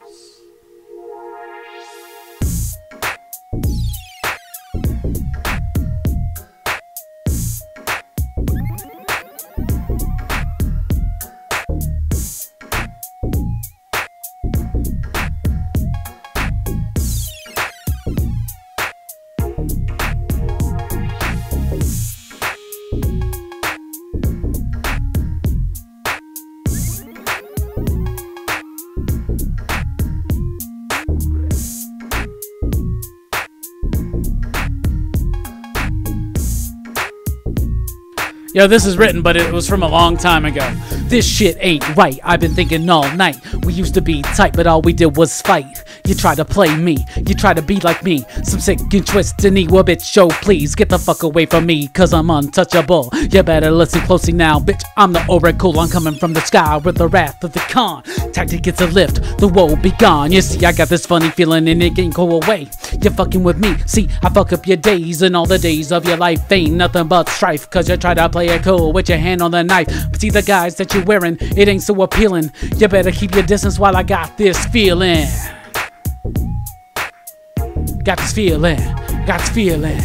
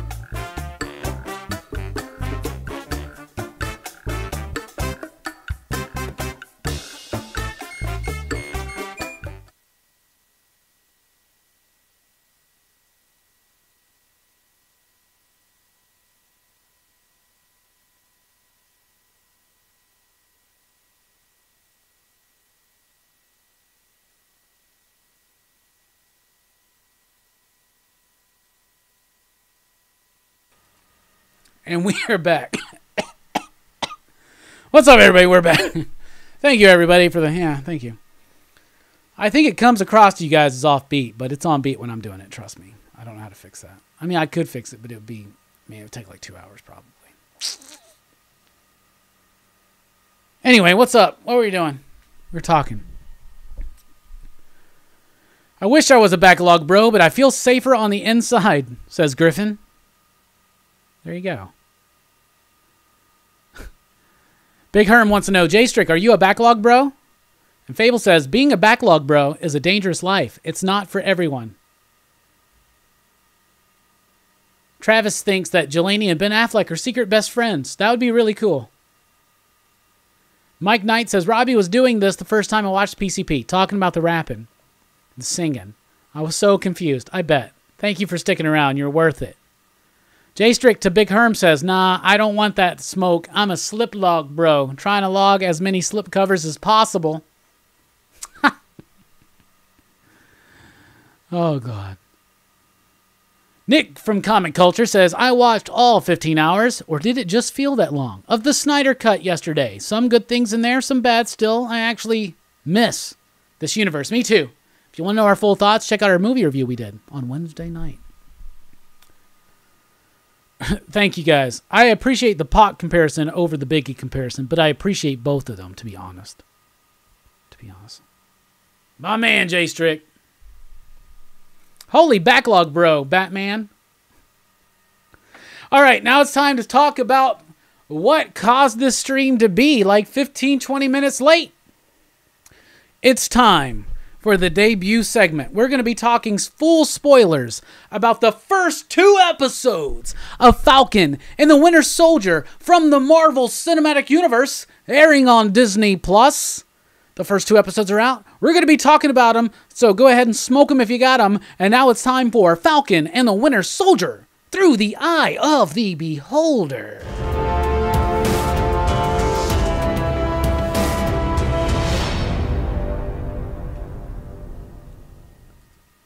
Damn, that shit's dope. That gets me pumped up to talk about this show. Let me tell you this. When I first watched the first episode of Falcon and the Winter Soldier, it was after a PCP Army movie night. It was either like Texas Chainsaw Massacre, or it was the next night. Maybe it was Dylan's Horror Show, Texas Chainsaw Massacre 2. I don't know, whatever week it was. I think that was last week, right? So whatever week it was, I watched it after the show, and that was not the time to be watching this show, okay?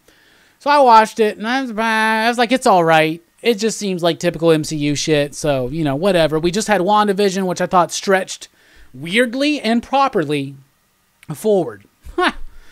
And I felt like, at first, I felt like Winter Soldier and Falcon, they were like a step back. just a step back. So, I thought to myself, because Friday night, PCP back chat, we're all talking about it, and I'm like, it's all right. It's all right. I haven't watched episode 2. First episode, it's all right. It's all right. I don't give a shit about Sam and his shrimp boat or whatever, right? Okay. Well, that was very stupid of me to say, because today I decided I don't just need to watch episode 2 of Falcon and Winter Soldier for this new segment, Falcon and Winter Soldier Through the Eye of the Beholder.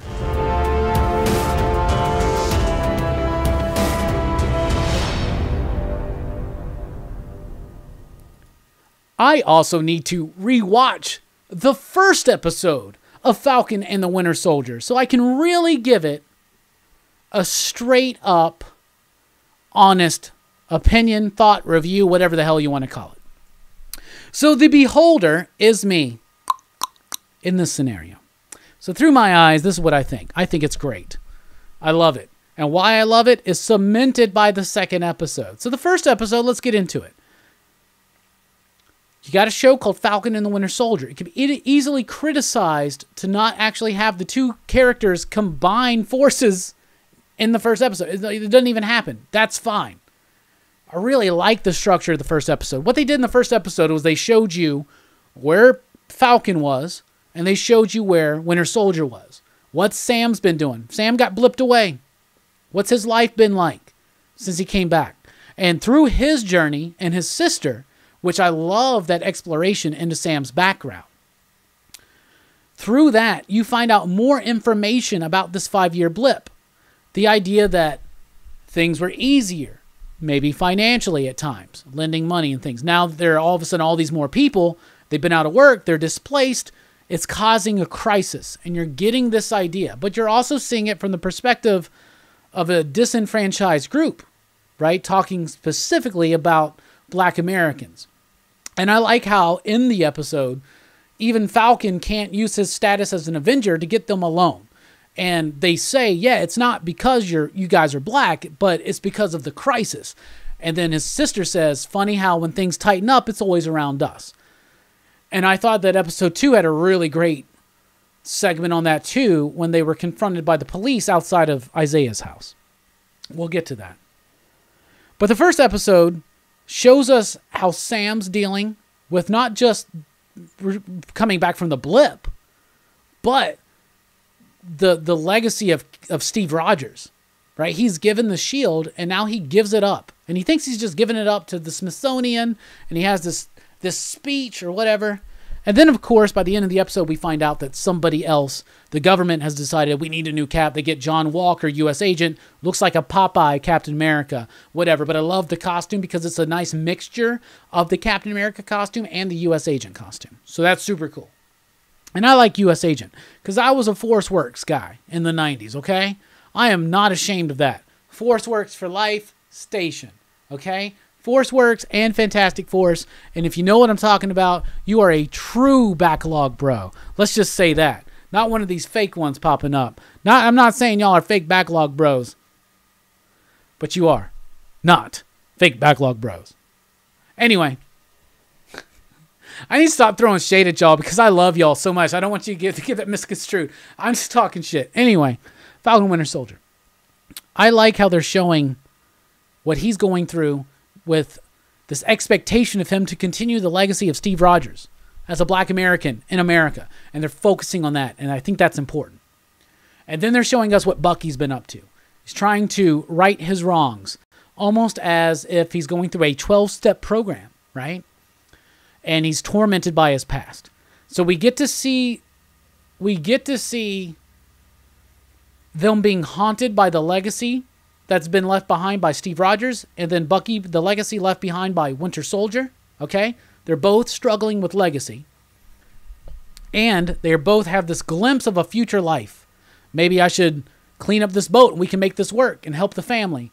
Maybe I can meet this woman and start a new life and live with this dude. And Bucky's like making time, or not making time, that's a bad thing. But he's like hanging out with this older guy because he killed his son during another mission. And I like that, all right? Thank you, Fable. I love you guys too.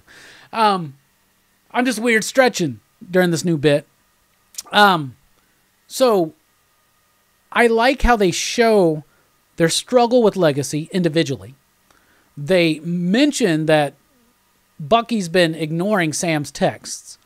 So that shows that Sam is trying to reach out, even though they do have this kind of contentious odd couple type thing in the MCU films, which they really play up in part 2. And then it builds up the idea of the threat of the flag smashers, the freedom fighters, whatever. And then you get into the idea in the second episode that they're trying to steal these vaccines from somebody. Who is it, right? But I really liked the first episode, watching it a second time with a little bit more of a sober mind. The second episode was fucking awesome. And here's another thing about the first episode. The action in the first episode, that opening scene, that is pure cinematic level quality. That is exactly what Chaos and Comics Chris said on Friday night in the back chat, and he is right. That is cinematic level quality of an action scene. Fantastic. They give that to us again in episode 2 with that awesome scene on the top of those trucks. But I will say this. At the end, when U.S. Agent gets kicked off of the there's just a car behind them randomly. Like, if you saw these crazy people fighting on these two 18-wheelers and you were driving behind them in a regular-ass car, would you not just, kind of slow down? I would. I wouldn't be, right fucking behind them. But whatever. Anyway, episode 2 was so fantastic because you bring Bucky and Sam together, and they have that humor, odd couple aesthetic in those MCU films, but sometimes that feels a little bit forced and out of place. But here it feels like it works so freaking well. When they're doing their therapy session, all the jokes and gags behind that, when Bucky's like, oh, there's just 2 of them, let's just go get it. He's like, well, Red Wings, how many people? It's so freaking funny. There's a lot of humor in the second episode and a lot of build-up. The idea that the Flag Smashers are maybe not quite who we thought they were, and there's another instance available, and I saw some people in the PCP Army being like, well, let's just say that I believe that Falcon and Winter Soldier are going to wind up on the side of the Flag Smashers against Hydra, right? And we find out in this episode at the end, and I love this. I love the way they third man Baron Zemo. And what I mean by the third man is the third man, which, spoilers for the final 9, but Third Man's involved. Third Man is a movie that stars Joseph Cotton and Orson Welles from back in the 40s, maybe 50s, maybe 40s. Fantastic. Orson Welles is the third man, Henry Lime. He's what the title refers to as the third man. So basically what they do is in the first act of the movie, like the whole first third of the movie, they just keep mentioning him, but you never see him. And then all of a sudden he shows up, and it's a big deal. They third-manned Zemo by the end of episode 2. And this is 6 episodes, around 50 minutes, a little bit less if you take out the credits, right?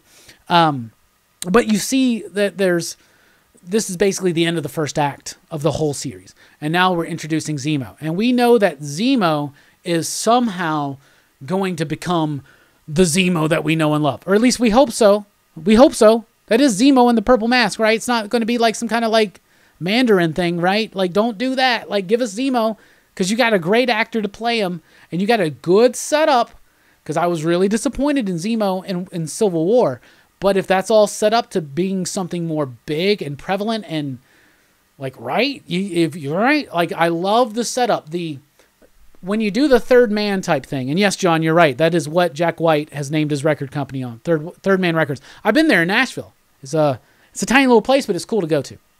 Or the store is tiny, not the actual where they make the records is not tiny, I'm sure. Anyway, I love the build-up they give Zemo, and I'm super excited for the next episode. Love the dynamic between Sam and Bucky. Love the action. Love the Flag Smashers. I love that it's not just being super judgmental on right and wrong. It's kind of showing these shades of gray that are in the midst of the black, white, red, and blue. Right? So, there's that. Then you got John Walker. You got U.S. Agent. And U.S. Agent's partner, what's his name? Lorenzo, I should have written it down. He's Battlestar in the comics. So, that's cool, and I think that caused a spike. They're referencing a lot of things from the Mark Gruenwald run, which One of my failures as a comic book historian here and a pop culture philosopher and a comic book guru is that I have only read every issue of Captain America from like 1995 and on. I didn't start reading Cap until Mark Waid and Ron Garney took over. And then Rob Liefeld took over. And then Mark Waid and Ron Garney came back. And then Dan Jurgens. And I've read every issue since then, since like 95-ish. Or maybe that was 94. But I haven't read a lot of the stuff before that. I've read the Cap Wolf stuff. We covered that in Marvel in the 90s. By the way, there's something special coming next week. Just going to say. But I want to collect and read all the Mark Gruenwald run. And Flag Smasher, which is an individual, I don't know if that's from the Gruenwald run, but it was like elaborated on maybe there. Battle Stars from that run. He was like the 5th version of Nomad or Bucky or whatever you want to call it. So it's cool that they threw him in there. I do know U.S. Agent because of my ForceWorks days. Backlog Bros, what you know about ForceWorks? Fantastic Force. Anyway, so I really want to complete and get that run and read it all. Of course, now we got other problems with the computer in the car. But I love U.S. Agent in the story because he comes across as a douchebag at first, and he does in the comics too. He's kind of like a douchebag. He's like taking and usurping this place. Sam gave up this shield, and the government took it and gave it to somebody that they don't feel is deserving of wearing it or wielding it, I should say. And I love that the dynamic between Sam and Bucky is affected by this. Like, that's so amazing to me that they went that way, where he's like, Cap, Steve believed in you and you gave up the shield. And if he believed in you and you gave it up, that means he's wrong. And if he's wrong about you, he's wrong about me. That is some powerful shit, okay? That really, really is. So, I really like all of that. The humor worked, the buildup of Zemo, U.S. Agent. But here's the thing. He comes across as like, kind of like a douchebag. But he's got this heart. He's got this mission. There is no difference between him and Steve Rogers, early Steve Rogers, except for that John Walker wasn't a weakling. He didn't have to do the super soldier serum. And the other cool, great thing about issue 2, or episode 2, is that it brings in the idea of Isaiah Bradley. So if you don't know, there was a book by Kyle Baker in the early to mid 2000s. It's during the Bill Yemis, Joe Quesada era. It was called Truth, Red, White, and Black. And it was fantastic. And it was about the idea that before the U.S. government back in the day would ever give an experimental serum to a white man, they would give it to a black man first. Kind of like the Tuskegee, all the Tuskegee and all that stuff, right? So, as sad as that is, it rings historically true.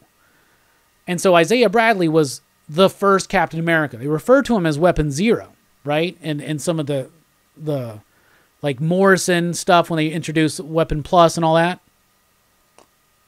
Excuse me. So, fan-frickin-tastic. And what it was telling his story. That book is amazing, and hopefully Marvel will keep it in print now because that is worth reading. Truth is fan-frickin-tastic.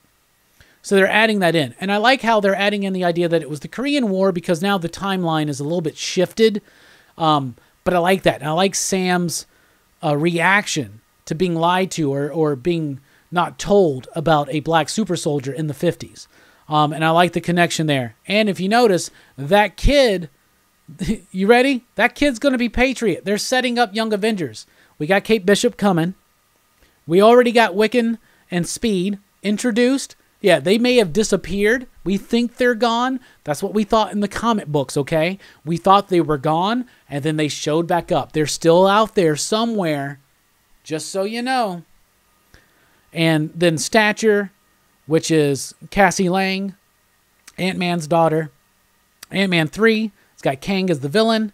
Kang, the younger version, is Iron Lad. He was an original Young Avenger. Young Avengers are coming.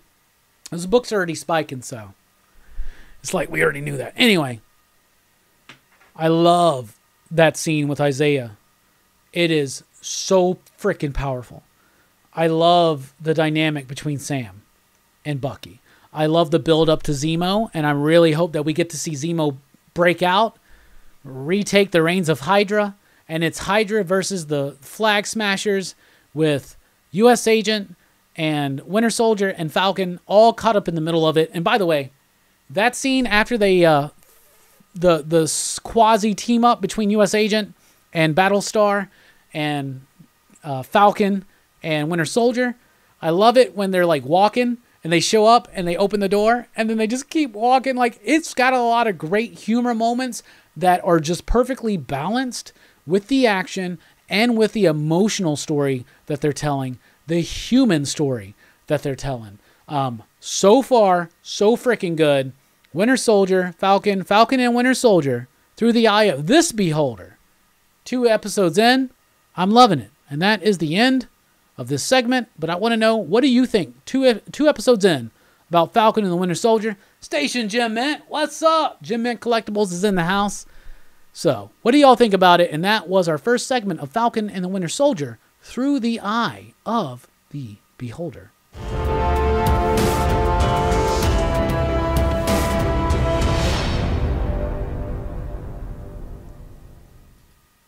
So there you go. Man, I love that little segment right there. That was great. I really like Falcon and the Winter Soldier.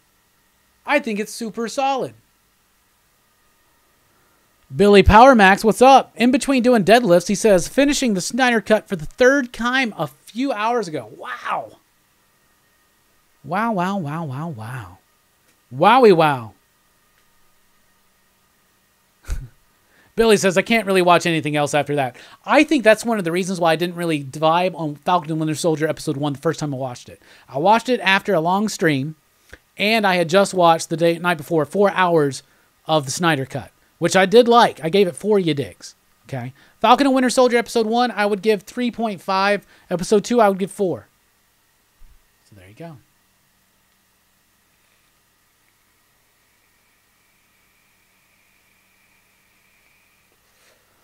Thunderbolts are coming. No, Young Avengers and Thunderbolts may be coming. You never know. We'll see what happens. They are definitely setting up Young Avengers, bruh. They got Wiccan. They got Speed. And then we got Kate Bishop coming. Now we got Patriot. Isaiah Bradley. That's his grandson. That's Patriot. Okay? There you go. There you go. Big Herm gives it 5 digs. Fable gives it 5 slips. Missing Link gives it 4 backlogs. Everything Comics says the first 3 episodes of Invincible were phenomenal. I haven't watched Invincible yet. I need to get onto it. Bobby says 5 patriotic slips.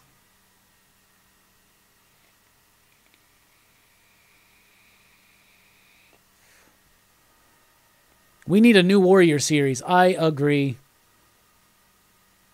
I like that John Walker was using his pistol Bucky Cap style. Ooh, that's right. So at the end of this, who's going to be Cap? It's Sam, right? It's obviously Sam. Or will it be both? I think it'll be Sam.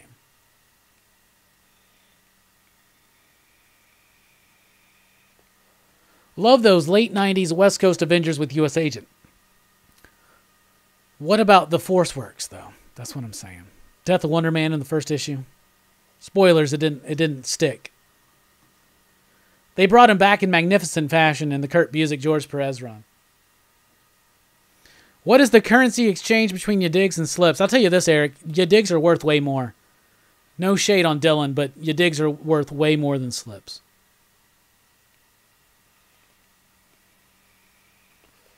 Hey, the Rogue Trader's in the house. Station. Somebody throw a link to the Rogue Trader out there. He says, I'll give it 3 right-ons and a yeah, buddy. Zemo's going to be the bad guy. Zemo's the bad guy. I hope so. They're going to go talk. This is so exciting because this is I fucking love Baron Zemo. My bad. Helmut Baron von Zemo II. I love Baron Zemo. I am a huge Thunderbolt fan. So I still own every issue of the initial run. I fucking love it. And I love Baron Zemo. I've said this before. The only way to me that a Thunderbolts run would really work if you want to go with the old school idea. Said this the other night on Herm's channel. in the chat was that if Zemo was somehow free and created the Thunderbolts during the 5-year blip when the Avengers are decimated, right? So that could work, but I don't know if they're going to do that. But it'd be interesting to see something inside of the blip. I love Baron Zemo, and yes, Billy, I love Zima as well. What's up, Kid and Puke? How you doing? Station.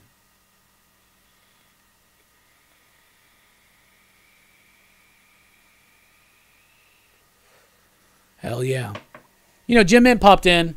I feel bad, man. I've been missing his live streams on Sundays because I've been doing my fucking Sunday morning thing. I need to pop in every once in a while. Y'all need to check out Jim Mint and Fee on Sunday mornings when they do their live show. It's one of the best live shows in comic book YouTube.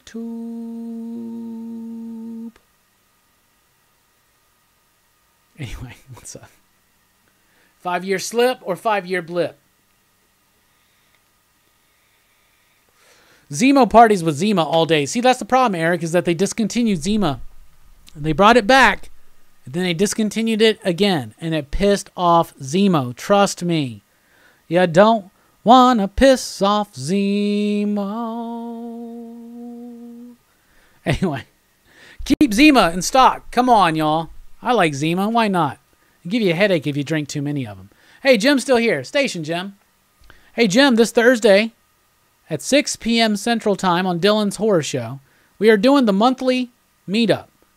If you are available, let me know. I'll send you a message to remind you. Anyway, we're going to take a quick break. When we come back, my thoughts. I love how Fable throws out a link to Jim Mint Collectibles. If you are the one person that's here right now that's not subbed up to Jim Mint Collectibles, which I fear may be Jim Mint himself, sub up right now. It's one of the best collectible YouTube channels out there. Y'all, Jim is the king. And we love him. We're about to take a quick break. When we come back, my thoughts on Suicide Squad. Not the new trailer, but the movie from 2016. I watched it for the first time today, this morning. I'm excited to talk about it. We're also going to be doing top 5 favorite baseball movies and a little bit of show and tell. All of that and more when we come back. This song, by the way, is from Fable. My man Fable. I haven't played one of your songs in a minute, so please do forgive me if this is a problem. I don't think it is. But, Fable, I appreciate the music. Y'all listen.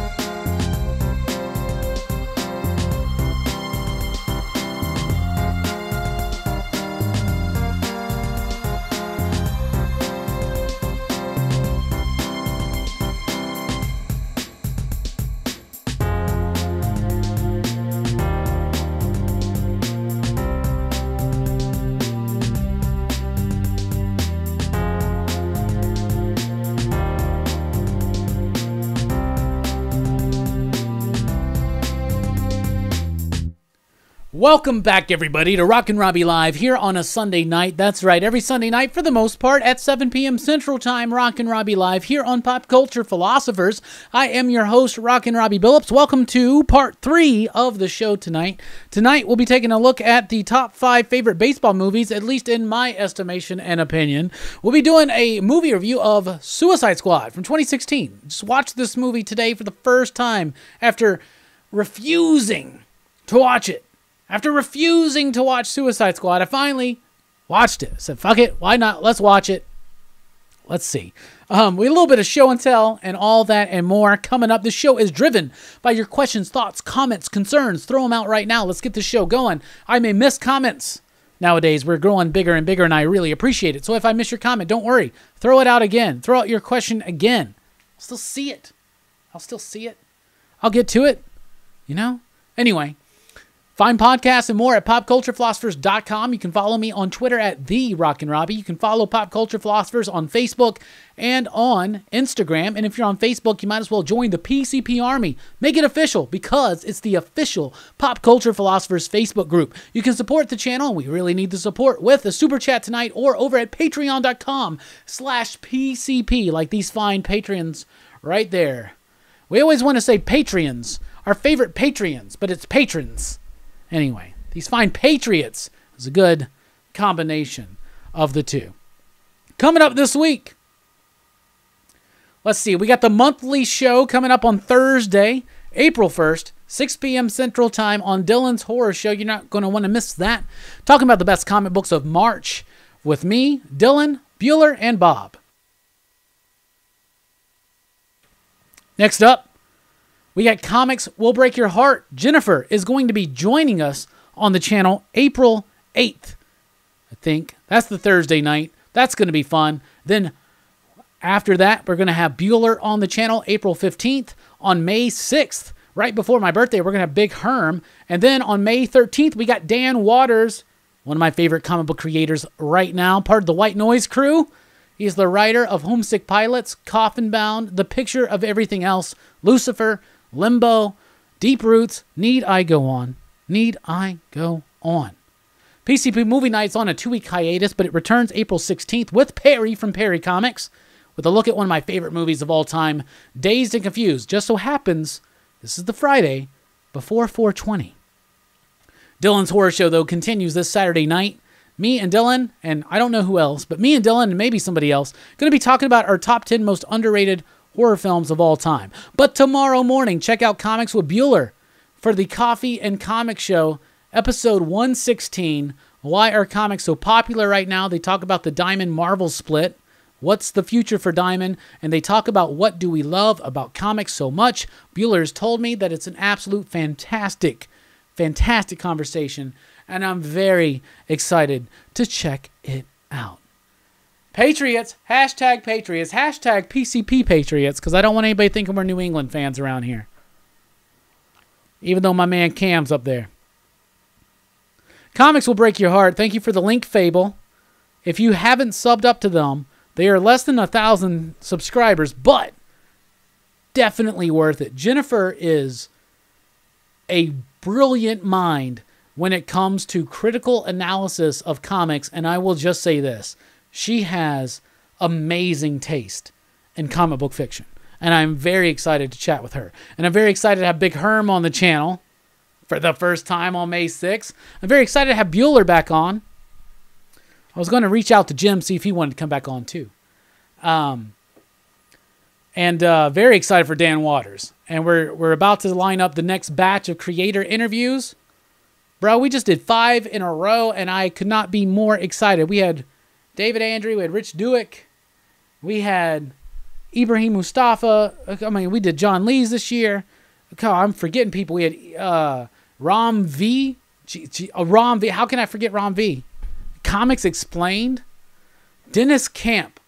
Did anybody check out the Dennis Camp conversation? Let me tell you guys something about Dennis Camp. You know, if you've been following this channel for a few years, you know how big of a fan I am of Dennis Camp. And so in the early days of PCP, when I was first starting with the weekly comic book review, and I was like excited when we would have like 200 views on it. Like, yay, we got 200 people watching it. Yeah. In the early days, I did my very first sleeper hit of the week. My first sleeper hit of the week was a book called Maxwell's Demons #1. And it just so happened to be the very first Vault comic that I ever read. So it started 2 love affairs. It started a lot of love affairs. Let's be honest, okay? It started 4 love affairs. It started in my head, in my life, a love affair with Vault Comics, paying attention to this publisher. It started a love affair with Vittorio Astoni, who is the artist and colorist of this book. He was also the colorist of These Savage Shores. He's the colorist of Canto. It started a love for his work. It started a love for the work of Aditya Bidikar, who is the most brilliant letterer, I think, in comic book history. I will now officially say that I think Aditya Bidikar is a better letterer as far as important. It's hard to say. I don't want to like compare people, but I'll just say this. He is up there with Todd Klein and Richard Starkings. He is like part of the absolute creme de la creme when it comes to lettering. So, there you go. And it also started my love affair with Dennis Camp. Dennis is such a brilliant mind. So Maxwell's Demons came out, and when I picked it and I reviewed #1 favorably, it didn't make pick the week or nothing. It was just my sleeper hit of the week. And he reached out to me and said, thank you so much. So he was literally the first person in the comic book industry to reach out to me as Rockin' Robbie from PCP to say thank you.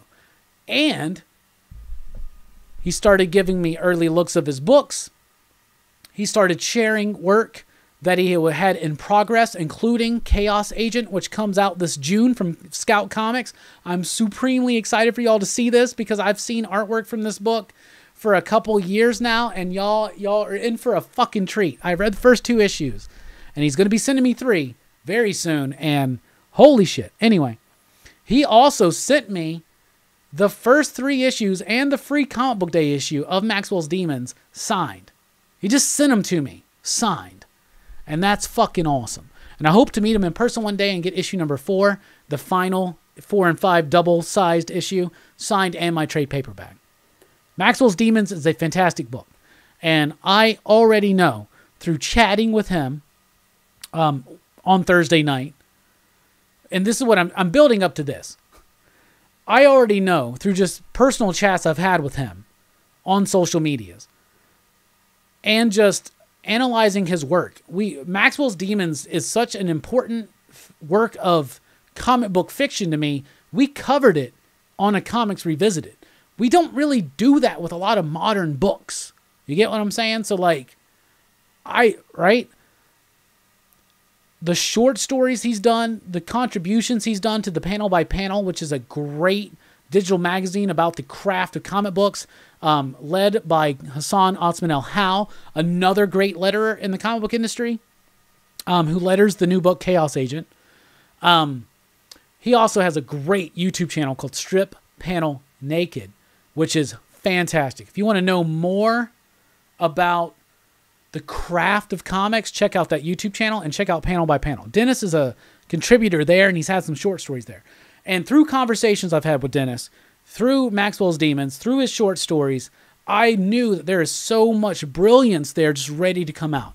And he's not someone who's just itching to pitch an idea and just do something work for hire. He wants to craft the most crazy, out there, innovative, biggest, boldest, wildest stories he can. And y'all, Dennis, I am proud to say, is one of my friends. And when we had Dennis on the show Thursday, that was like the culmination of years of conversations and work on reviewing his work. Like, Dennis is my homie. I really hope, if you haven't already, you check out the conversation. You are not going to be disappointed. This dude has a brilliant mind on comic books, on story, on character, on innovation, on purpose. A great conversation we had on Teen Dog Shadesy. We had a great Teen Dog Shadesy conversation that just blew my mind. I love Dennis Camp so much. I want to bring him back on the show super soon. And I just want you guys to check out that conversation because it was a highlight a highlight of my career. That is my homie, and I really, really want you guys to support his new book, Chaos Agent. It is fucking wild. It is weird. It is rambunctious. It is violent. It is so hard sci-fi. It's got so many concepts and ideas. If you're a fan of work by people like Grant Morrison and Alan Moore, like, I'm not even fucking throwing shit out there. This is real honest shit, y'all. Dennis Camp he's one of them. You get what I'm saying? He's already on that level to me with very little work out published. I'm not even fucking kidding. Dennis Camp, y'all, watch this space. And if you've read Maxwell's Demons, you know what I'm talking about. Y'all, Chaos Agent is wilder and more out there. Like, y'all don't even know. You're not ready for it, but I'm excited for when this shit fucking drops. Anyway, Dennis is the fucking best. I really, guys and gals, brothers and sisters and gender resistors, I really, really want you guys to pay attention. Pay attention to the work of Dennis Camp, because he's got a brilliant vision of comic books and their potential. So worth it. So worth it. Sorry, that was a rant. Hey, Jennifer's here. We were just talking about you. Station. Very excited to have Jennifer on the show. That's going to be... Let me check the date. Now that she's here, I don't want to fuck it up. Where's my calendar? Got a new phone. I'm like, where's the fucking calendar? Yes, I've been saying the right date all along. April 8th, 8 p.m. Central Time. Join us for a Rockin' Robbie Live with Jennifer from Comics Will Break Your Heart. Great channel. Check it out. Then we got Dan Waters on May 13th. PCP Movie Night returns April 16th with Dazed and Confused. Perry will be here. But Dylan's horror show rolls on through. Saturday night with the top 10 underrated horror films, and Bueller's show tomorrow morning. Why are comics so popular right now? Why are they? Why? Probably because they're fucking awesome. There you go. The first thing that made me notice Comics Will Break Your Heart was the title of the YouTube channel. Because that's a Jack Kirby line. And it's a Jack Kirby. And I am a Jack Kirby nut. Okay? So, prepare, Jennifer. This may be one of the first things I ask you or want to talk about. The influence of Jack Kirby. Like, holy shit. Jack Kirby, to me, like, when he says comics will break your heart, and you know the story of Jack Kirby, it will literally break your heart. It will literally break your fucking heart. Ugh. Anyway. I don't want to get into that now. I'll start crying on the goddamn stream. I never got to meet Jack Kirby. I was like 15 feet away from Stan Lee. He looked old and frail. That's not how I wanted to meet him. But Jack Kirby, though, Jesus. The shit he went through. We're still fighting this battle of comic book creator rights and still fighting this battle. Jesus Christ. Anyway,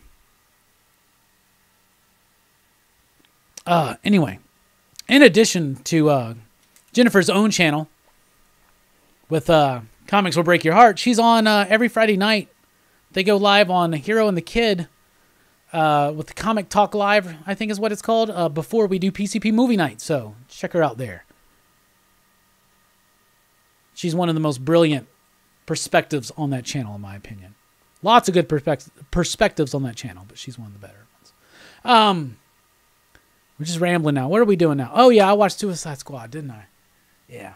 All right, so Suicide Squad came out in 2016, and I never watched it. Why did I never watch it? Well, I was really intrigued by Jared Leto's performance as Joker, but the more and more I saw of it, I saw that they were kind of treating Harley Quinn as kind of like just like an object, and then everybody told me the movie wasn't very good, and I never watched it. Okay? So I finally watched it this morning, so let's talk about it. Suicide Squad from 2016. This movie wasn't as bad as I thought it would be. I'm going to be honest about this, okay? This movie had more enjoyable parts to it than I thought that there would be. It's got a pretty decent cast of characters, though they don't really quite utilize them fully. Now, I know that there's a lot of contention between the director and the writer David Ayer and Warner Brothers because they released a very choppy version. Like, we talked about this on PCP Backchat Friday night.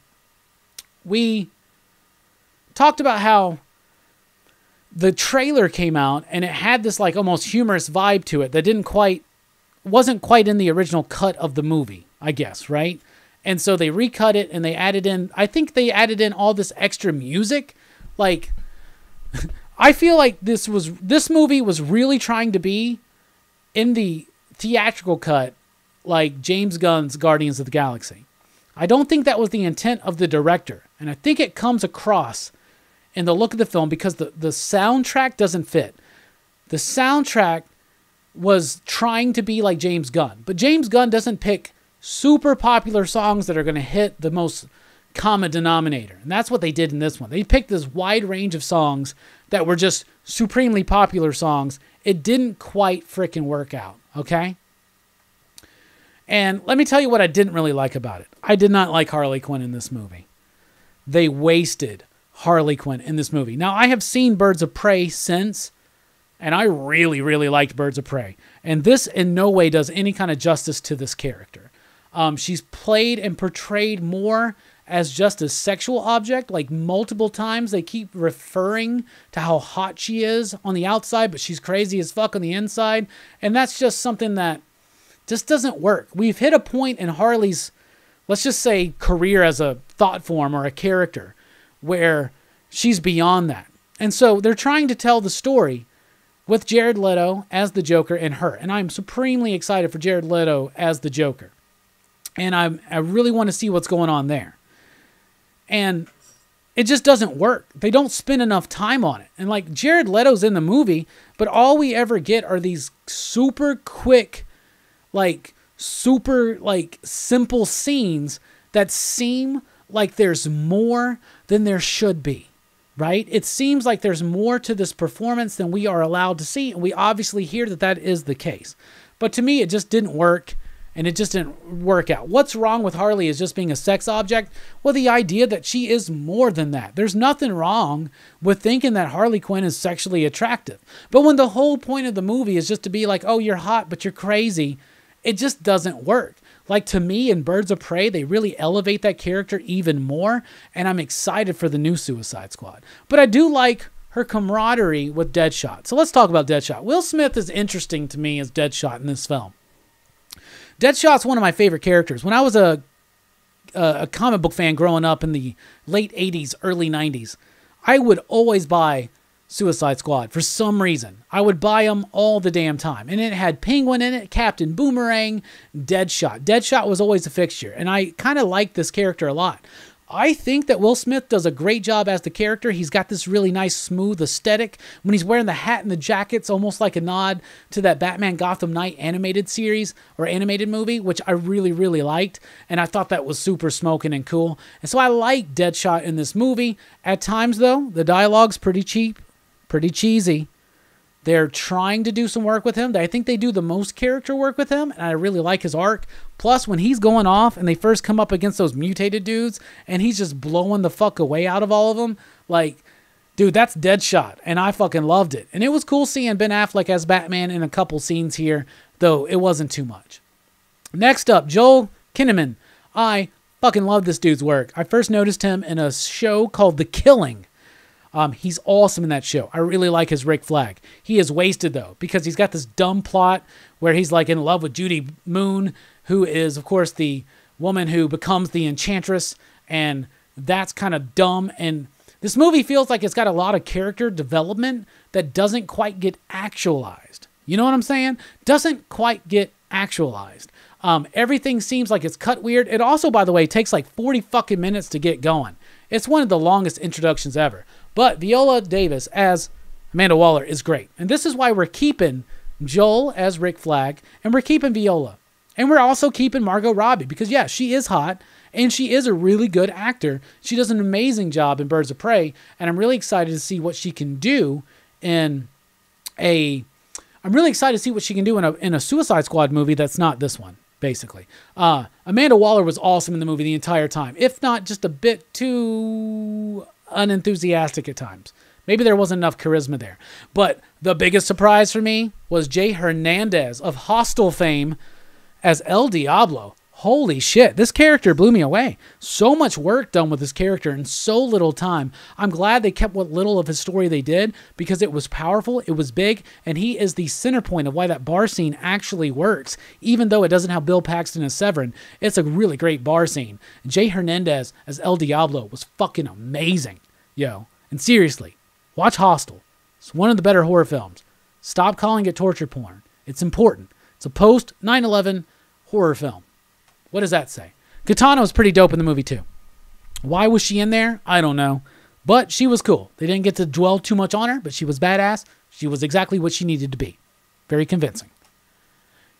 Jai Courtney as Boomerang. I think that Captain Boomerang, of course, he's in the next film. If you look at the trailer very closely, there's one squad, and then there's the second squad. The second squad, which is the one with Harley and Bloodsport and the rest, they're the big squad.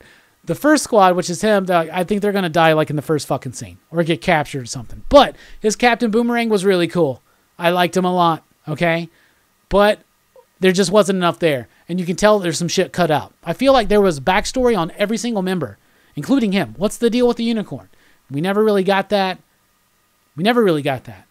This was a character that was kind of wasted in the movie, but the moments that he does have really hit. Killer Croc. Played by Adebisi, because I can never pronounce his name, because I'm terrible at pronouncing names. But another wasted character.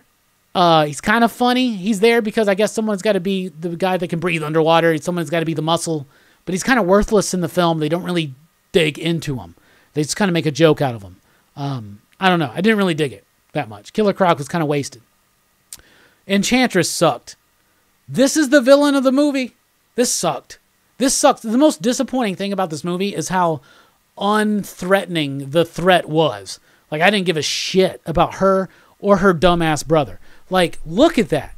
It looks fucking terrible. Dude, Legends of the Hidden Temple had better fucking effects than this shit. Are you kidding me? I cannot stand the big villain plot of this movie. It never feels threatening. It never feels like it's a part of the fucking story.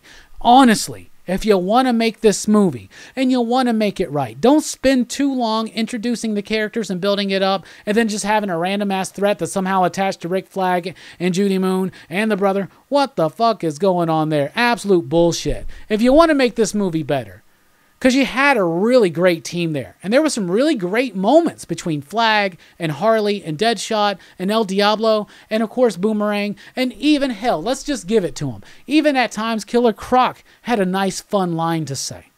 But you went overboard with the music, trying to make it too cool, too hip, too on the nose, too much of a James Gunn. But James Gunn doesn't try too hard to be James Gunn. He just is.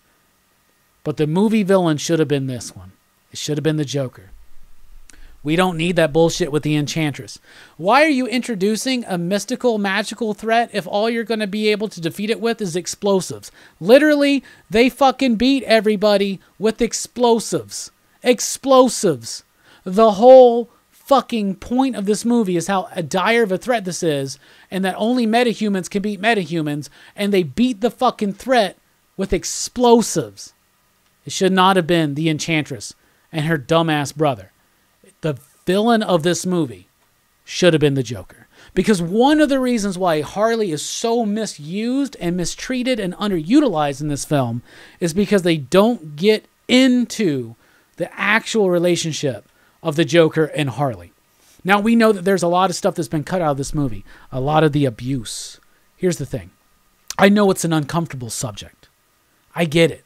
The abuse of Harley by the Joker is uncomfortable. The abuse of any woman by a man or any man by a man. The abuse of any person by a person is a really tough subject. But when you're dealing with the character of Harley Quinn, it's essential, because when you cut out all of this, which to me is the meat of this part of her story, when you cut it all out and just make her a sex bot who's in love with the Joker, and we never see that really dark side of him directed towards her, which we know was totally in there, we totally miss out on that development. And all it makes it seem is like a Stockholm Syndrome bullshit. It doesn't make any of the scenes seem beautiful or relevant or powerful. And it really, really negates from not only Margot Robbie's performance, but from Jared Leto's performance. And I know that we're never getting the Ayer cut. That's what they say. By the way, they said the same thing about the Snyder cut. But this one, though, doesn't have the support that the Snyder cut did. But I really want to see the full cut of this movie. All in all, Suicide Squad is okay. Mostly a lot of missed opportunities, and it's got some great moments in it, including El Diablo in particular, and Rick Flag. But I will just say this, as far as ya digs go, I'll give it 3 ya digs, but rewatching this has got me even more pumped for James Gunn's The Suicide Squad. And I'm just going to tell you this. Let me tell you this. If this whole island was just filled with dicks, the beach to beach, this whole beach was filled with dicks, and I had to eat every one, say for the cause of liberty, I would say, no problemo, man. No problemo. But that was my opinions and thoughts on the Suicide Squad. Or Suicide Squad, because The Suicide Squad comes out later this year. Anyway, there you go. It does have a good soundtrack, but that soundtrack doesn't fit the movie. That shit was just like, what's the hypest shit, the most popular shit in every genre that we can find on Spotify? So I give it 3 ya digs, which would be like 2 slips, because ya digs are worth more, because that's just the way the currency works. Anyway, how y'all doing?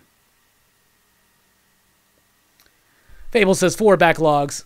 Missing Link says 3.5 backlogs. Y'all motherfuckers. TM Nerdy says 3. Big Herm says 3 ya digs was my grade 2. I enjoyed it. Bobby says 1 backlog, but 3 slips. I love it. I get that it's essential to Harley's story, but I don't disagree with the assessment. I'm really sick of abuse of females being a character arc. I get that. I think that's why they cut it out. However, it leads us to this idea in this movie that there's something good about their relationship. And this should have been the movie. This is what I'm saying. This should have been the movie to deal with that. This should have been the movie to deal with that, because in Birds of Prey, it starts with her and Joker being final, and we get a very brief bit. And then that movie is about her finding companionship and friendship and love and community and empowerment without him. That's cool.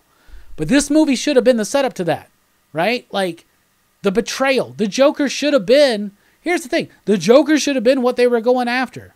Like, the Joker is inconsequential to this fucking movie. And all he does in this movie, with the way that they cut it, okay? With the way that they cut it, all it does is just cement the idea that there's something romantic and cool about their relationship. And literally, when the first times we see them together, he's offering her up to another person. Common, obviously. And obviously, it's not like, I don't know what the fuck was going on there. And I do think that there is something off the nose about, and I love the idea that the Joker can go from personality to personality and reinterpret himself. I get it. But their vision of the Joker, the vision of the Joker that's presented as far as the aesthetic, and like he's like this like gangsta or whatever, like this like pimp, it's just weird and off-putting.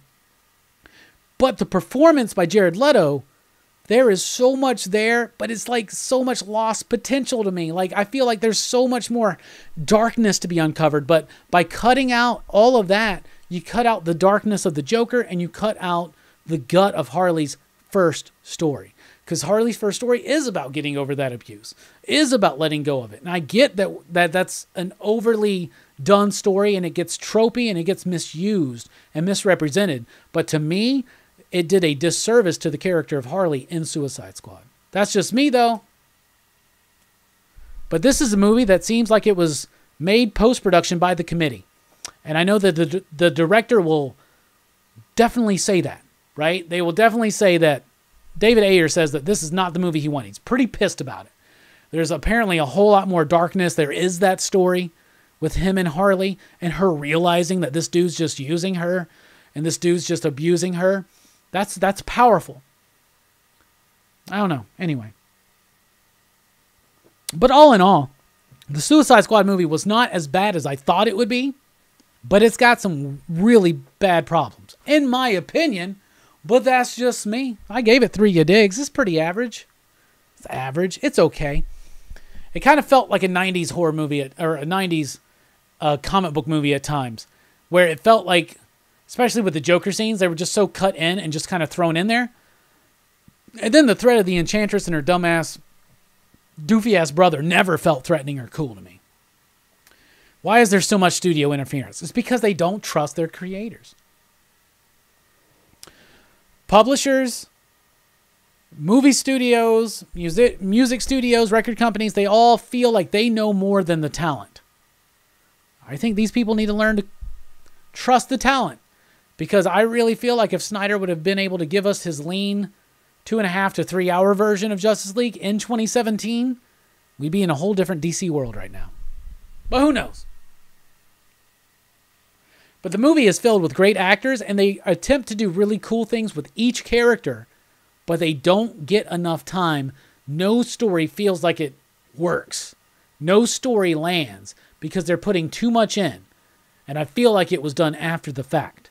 When you throw in interviews you read from David Ayer and how pissed he is, how pissed Jared Leto is, because apparently there was a whole different role that he agreed to that got cut out. And I'm sure that's where that darkness is. You see glimmers of his darkness, but all of his scenes are so short and brief and they cut so quick, it feels like a villain in a goddamn 90s comic book movie or an early 2000s. Like, well, I love the Sam Raimi Spider-Man movie, but every scene with the Green Goblin is like way too fucking short. You know what I'm saying? And that's what it felt like with the Joker. For me. Anyway. There you go. We got top 5 coming up next.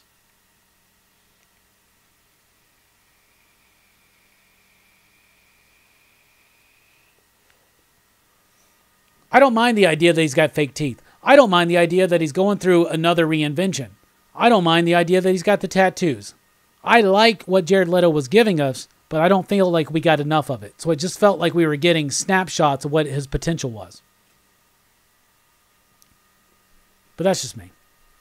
It's not just because BVS didn't live up to expectations. That's a part of it, but it's also because of the response to the initial trailer, which, let's be honest, the initial trailer gave us a Guardians of the Galaxy vibe, and they went and leaned towards that. And now I think the way they're definitely going to fix it is with getting the Guardians of the Galaxy guy to do the next movie. Just don't kill Captain Boomerang in the first fucking 5-10 minutes, please. He's a great character. At least let him get captured, and some of them survive. Nathan Fillion's going first, though. You know it. Oh, Shadowhawks and Invincible? That's pretty dope. I haven't watched that yet. The talent needs to front the cash. Well, they do sometimes. That's what indie films are for. But they don't get to front as much cash as, like, you can throw at a fucking superhero movie. That's really excessive.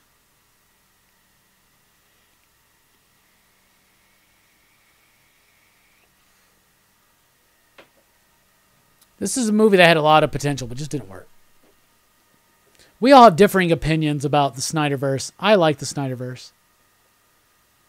I like the setup. I liked seeing the little bit of Ezra Miller's Flash, a little bit of Batman. That was kind of cool.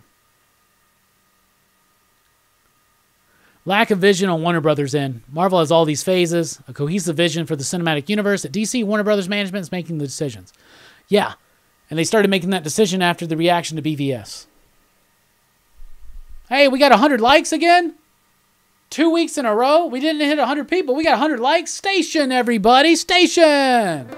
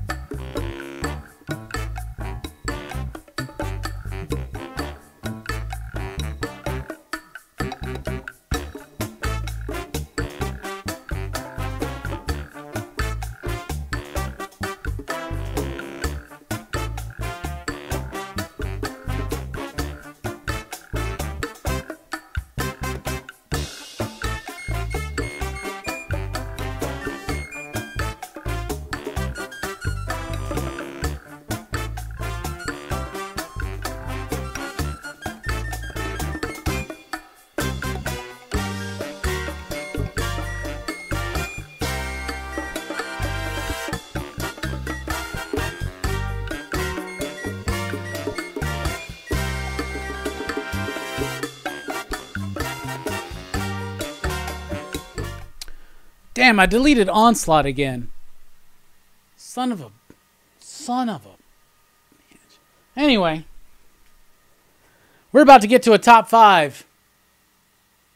Tonight's top 5 will be top 5. Okay, here's the thing. I've done this, I think, a few times. Okay? Forgive me. I don't care. Thursday, April 1st. Not only is it the monthly Best Comics of the Month stream with Bueller, Bob from Everything Comics, me, and Dylan. Not only is that April 1st. Okay? Not only that. It is also opening day for the Yankees, motherfuckers. Yankees Station. Throw it right now. If you like baseball, I don't care if you don't like baseball. I don't care about that. That's fine. But if you follow baseball, throw up your team. Give them a shout out. Shout out your station with a hearty might. Your favorite baseball team, because we're about to kick off the 2021 season, and everybody right now is 0-0. So there you go. So, station for baseball and the Yankees. Yo, Travis is a Yankees fan? I thought you'd be a Blue Jays fan. I guess on Prince Edward Island, they're like, fuck Toronto. Tim Drake is the best Robin ever. Go Yankees. Fable, of course, Yankees. Hell yeah, Yankees. James with the Texas Rangers. Eric says Cubs because they're worth it. Hey, you got a World Series, though. KC Royals, baby. Bobby, I've been to Kauffman Stadium. It was awesome. I saw the Royals play the Twins, and they won 2-1. I saw Santana pitch. That was back in the day, early 2000s. But still. Red Rick with the San Diego Padres. Y'all are on fire. Y'all and the Dodgers, definitely the best of the West in the NL. Fuck, even in the AL. AL, NL, y'all the best in the West. Y'all and the Dodgers.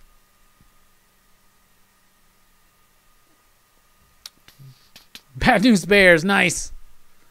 I like that. All right, because it is the opening week of baseball, and you'll just have to deal with this every single year. Cleveland Indians, says Albert. Tonight we're doing, once again, top 5 baseball movies.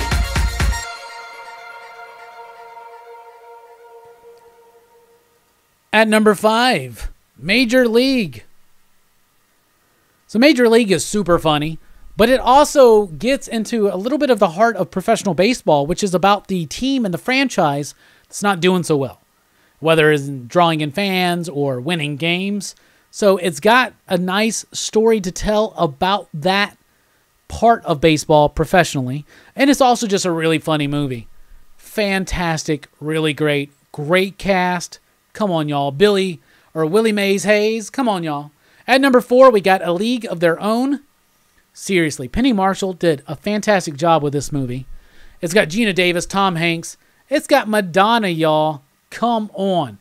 You know I love this movie. A League of Their Own really spotlights an underlooked and underappreciated portion of baseball history. During World War II, a lot of major leaguers went off to be in the war, to join the Army, the Marines, whatever the hell it was. Joe DiMaggio, Ted Williams, a bunch of other people. Jack Kirby was one of these individuals. It happened in the comic book industry. So they started the Women's League. And this is a great story that really cements and elevates a great moment in baseball history about the GPBL, and I'd love to see something like that come back. Plus, it has Madonna in it. At number 3, it's 8 Men Out. Come on, y'all. Kevin Salas is one of the best, most underappreciated directors out there, especially when it comes to sports films. 8 Men Out is about the 1918, I believe, but it's about the Black Sox scandal, when the White Sox were convinced by the mafia to throw the World Series. This is a true story. It really happened. And the way that Salas tells this story with an amazing cast, a fantastic cast. It has a lot of nuance to it, and to me, it is the most underrated and underappreciated baseball movie there is. At number 2, I got Bull Durham. From what I can tell, from my own experience and from my own research, this I hear and feel like I know is the most true-to-life story about what it is like to be a professional baseball player. Let's be honest. Most professional baseball players play in the minors, and they stay there for a long time. This is the story about a lifer minor and a potential, and he's there just to build up potential in others. It's a great story. It's a great story about the game, love for the game. It's a great story about humans, love for humans, love between humans. Susan Sarandon, Kevin Costner are at their sexiest level here, in my opinion. Some great scenes, some great soliloquies.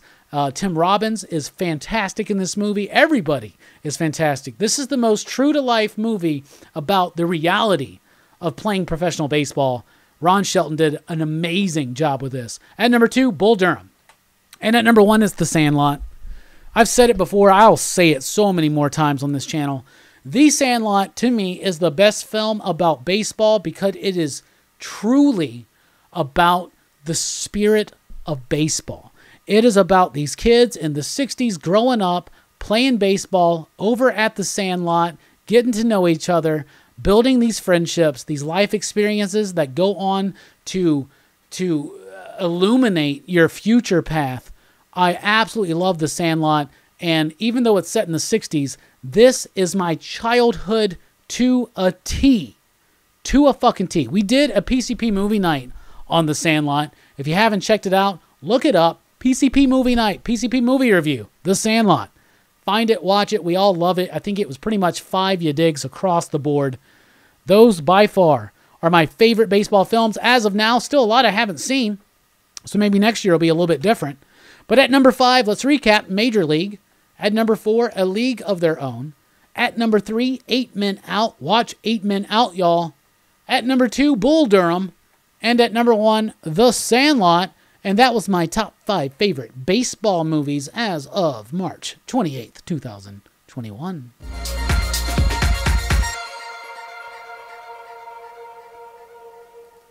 So there you go. There you go.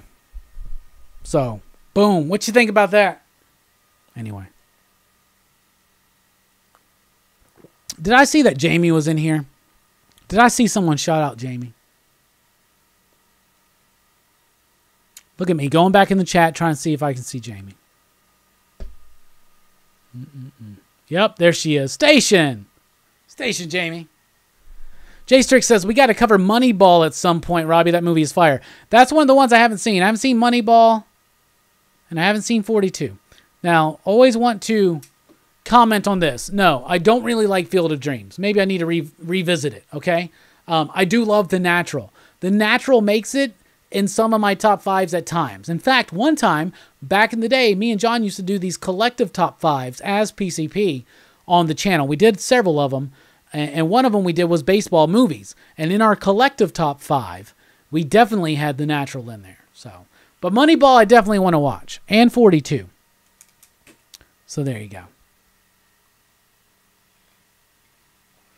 The Natural is great, but I don't think that The Natural captures something that, like, 8 Men Out, Bull Durham, those movies, and Sandlot, those movies capture something. You know, Major League's just fun. League of Their Own is a spotlight on something. Has there been a really good movie done on the Negro Leagues? Which Negro League players are finally officially recognized to be Hall of Famers, so that's fucking dope, right? That's super fucking dope. We need a really good movie about the Negro Leagues. Mr. 3000's okay. Rookie of the Year is better, Dylan. See, here's the thing. If Dylan's Horse Show did a baseball movie, and we did a baseball weekend, I'd be like, we're doing Rookie of the Year. And he'd be like, we're doing Little Big League. Hardball's okay. For Love of the Game's not my jam either, though that is Sam Raimi. But The Natural is amazing. I love The Natural. Don't get me wrong, okay?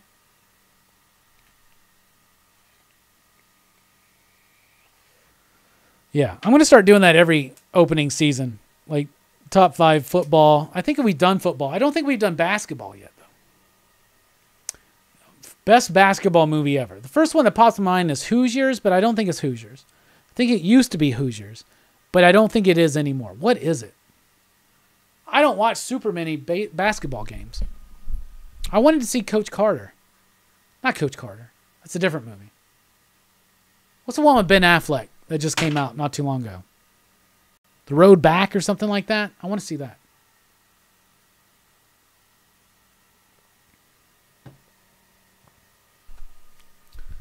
Bobby De La Ghetto, they got a really good movie of the Negro Leagues. It's called Bingo Long Stars Traveling Show. Scott James, wait, what? James Earl Jones, Richard Pryor, that smooth operator Billy D. Williams. Check it out. The movie's called Bingo Long Stars Traveling Show, is it? It seems like it's a humor movie. There should be something really dramatic about it. Surely there's something. We did basketball unofficially once. Did I say Hoosiers? What did I say was my number one? Did I say Hoosiers? It's all right. The problem is you got to root for the white team that's obviously not as talented as the black team. That's the problem with Hoosiers. But it is a really cool movie. It's a really, it's well done. There's that movie about that dude that died. What the fuck was it called? God damn it. It was the college player that, dropped dead on the fucking court. It made me fucking cry. I've looked it up so many times I can't remember what it was. What else? Love and Basketball. He Got Game. Oh, that's right. White Men Can't Jump, man. We did do this, didn't we? I think we did. Joanna Man? Bruh, don't get me started on Joanna Man.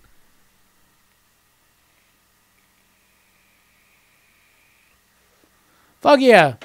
Throw out your favorite basketball movies. Blue Chips. Blue Chips is all right. It's got Shaq in it.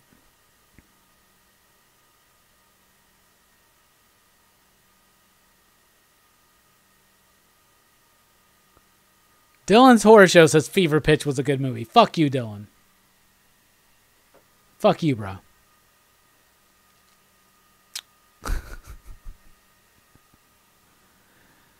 Wesley is OG and White Men Can't Jump. White Men Can't Jump is great. This is why I need to actually cut out all the top fives, all these little bits and things we do. We should cut them out, put them up. Then someone can straggle on and be like, oh, this dude does top fives. Oh, maybe I should watch them live. You just guys wait. I'll just start cutting them out soon. I'll start rewatching every Rockin' Robbie live to cut out the top fives. Glory Road's pretty good, huh? All right. Space Jam's the best.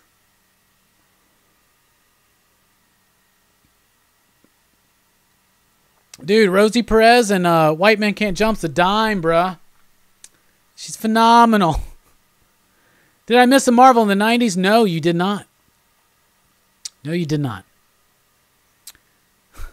Marvel in the 90s is not a super regular segment or anything like that. All right. It's time for show and tell.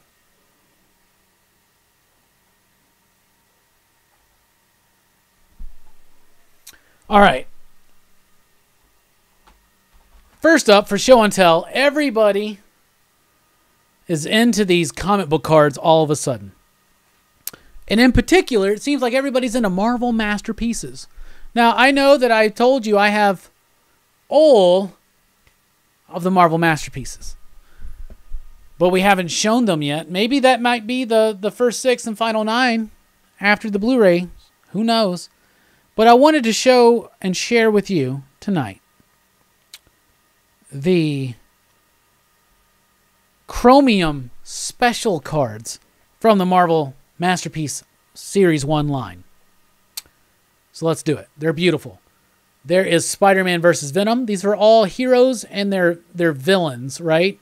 And they got a nice... These are like pristine, bruh. Okay? These have been like in a top loader for like fucking 30 years. So there's that. There's Captain America versus the Red Skull. I just know everybody's been weird stretching on these cards. And I just want you guys to know that I'm old school.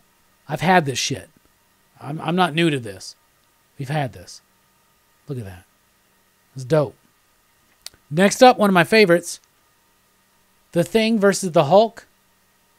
Beautiful. Look at that. Like I said, pristine. Look at that. You could cut carrots with this. Then we got Wolverine versus Sabretooth. Joe Jusko artwork, by the way. That's what made this Marvel Masterpiece line work so much. They're beautiful. And Silver Surfer versus Thanos. Look at that one, y'all. Beautiful. Phenomenal. Like I said, you can cut celery with that shit. Because why not? Next up, I got a couple of Blu-rays I want to share. So we talk about this a lot here and on Dylan's Horror Show, In Search of Darkness. This is like a 4+ hour documentary about 80s horror. This is fantastic. You can get it on Shudder to stream. Sign up for Shudder, get a free week, free month, whatever. Watch In Search of Darkness. But I just recently, because I backed the second flash sale of In Search of Darkness Part 2. That's right, they did a Part 2. I just got that as well. And I got that with the slip, bros. And what's really cool about the slip on this one, which comes out this way. Bam. I did get a pin of that dude right there, like that demon zombie dude there. I got a pin of that, and I got these badass posters. One is that, so I got that as a poster. And I got that as a poster, which is dope. And, of course, that original image is a reversible cover on Part 2. So Part 2 is not available to stream right now. It's not available to buy anymore, but keep your eyes out. This shit is awesome. Part 1 and 2, 80s horror, like they cover a lot in Part 1. They cover a lot in Part 2, including a lot of Italian horror. And then they just announced a Part 3. And Part 3 is going to be all about direct-to-video horror in the 80s. Bruh. You gotta be kidding me. Gotta be kidding me. Let's get to some toys.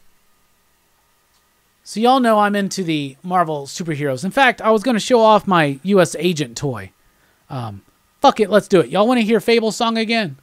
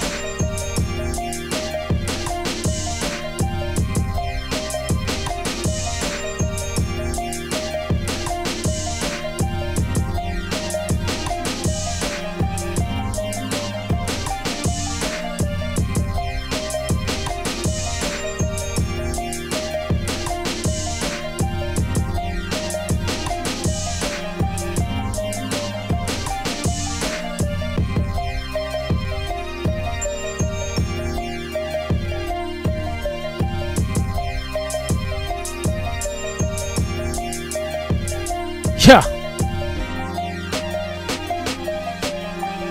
Here I go. I awoke with an vision.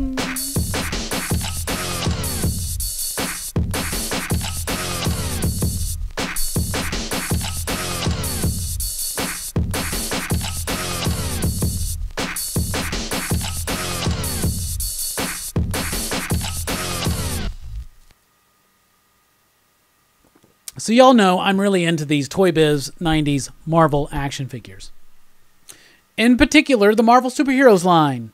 I want to get a complete collection on card. I made a few more steps. First of all, this is not something new. I've had this for a long time. There's the Captain America. Look at that. Nice. Captain America. Cool. Cool. Very cool. But they did repaints of these. And look, I got the U.S. Agent. Love that repaint. Always loved it. Like I said, I was a ForceWorks bro. You know, you guys want to talk about the backlog bros? Weird stretch. How about the ForceWorks bros? Proper stretch. We got U.S. Agent right there. Love that. Love that figure. So I made some progress. So first up, I got Human Torch this week. Now I have one of him loose, but I don't have one on card. So now I got one on card. Pretty dope. I hate that there's a goddamn Toys R Us sticker over the face of the Human Torch, but it is what it is.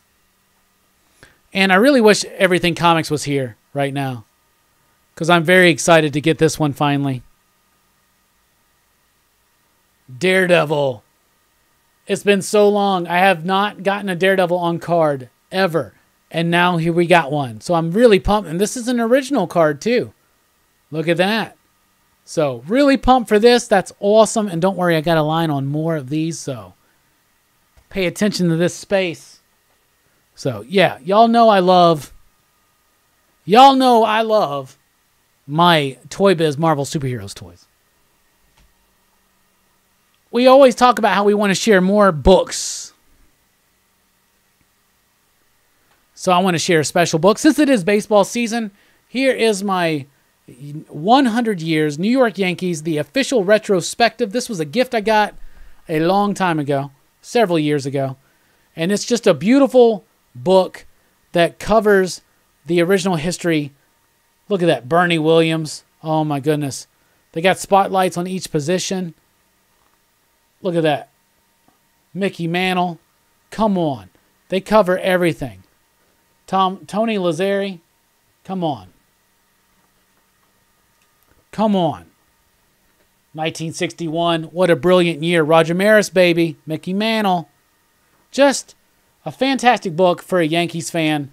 It covers all the bases. It's beautiful. Quote right there from Mr. Babe Ruth. All players should quit when it starts to feel as if the bases run uphill. Ugh. I think he said that in his retirement speech. Wanted to show that off. And you know, we've been showing off and sharing these Blu-rays lately. And I realized today, I was like, last night was the beginning of Passover. So happy Passover. Station Passover.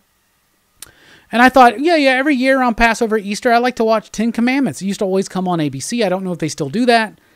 And then it made me think, oh, I have 10 Commandments on Blu-ray, but I always forget about it because I have this, like, obnoxious, giant, like, special edition of it, right?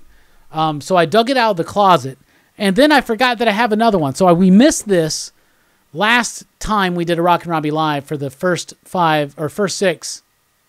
Sorry, apologies, Bueller. And the final 9. But there's my Sound of Music box set. So I do have Sound of Music on Blu-ray. But I have this obnoxious ass set. So it's hard to like display it. So it was just in a closet. But now I'm making time. Because I knew that 10 Commandments was coming up. And it's just like, this is synchronicity. I was thinking, oh, it's Passover weekend. I should watch 10 Commandments. Let me dig it up. Oh, I got Sound of Music? Holy shit, I forgot I had Sound of Music. So let me show you what's in here. We're going to open it up. There's a really nice, cool letter thing. There's a nice, cool letter thing. Whatever. It's a letter of authenticity. Ooh. There's a book in here. It says a few of our favorite things. It's just your typical pictures and information about the movie. Y'all, I'm a musical guy, and I fucking love Sound of Music, okay? So don't give me no weird stretches. Inside, look at that. Beautiful. So we got the movie. And it's right here. The movie on Blu-ray. Love it. We got a nice little book right there. Yep. Cool information and pictures, I'm sure. Then we got this envelope. Clear envelope. This has got like postcard, like pictures. So that's neat. That's cool. That's cool. This is all cool. Here's what's wild about this set. This shit comes with a music box, y'all. So it comes with the music box. My favorite things. I don't know. I mean, I have no need for a music box, but like this came out. I think this was the 45th anniversary. I think it came out when I worked at Movie Stop, and I just traded. I had all this store credit all the time because I would like movies I knew were coming out. At the time, I was transitioning from DVD to Blu-rays, so it was easy to accumulate credit for new Blu-rays. But anyway, this comes with the music box. So let's get it going. Y'all ready for this?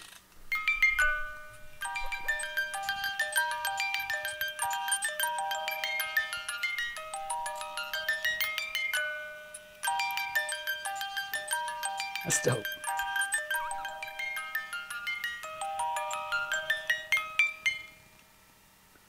Oh, it always stops when I don't want it to. So the problem is you wind it up and it starts really quick. That's dope though. These are a few of my favorite things.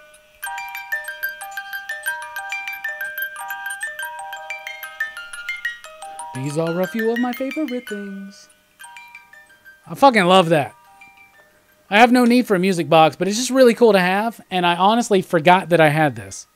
So, it's really cool when you forget you have something. Because I thought, like, it was like last year during 2020, during the midst of the shutdown, and they were doing, there was this YouTube channel called The Shows Must Go On where they were showing all these musicals every week, and they were for free, and I was watching a lot, and I was like, oh man, I want to watch Sound of Music. I wish I had it on Blu-ray.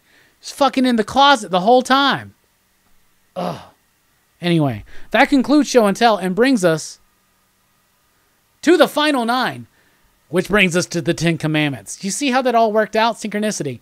Here's my 10 Commandments Blu-ray set, y'all. So happy Passover, my Jewish friends. And happy Easter next week. Because Easter's next week. We're still doing a Rockin' Robbie Live. Easter edition. Join us. 10 Commandments on Blu-ray. This is what I love about this.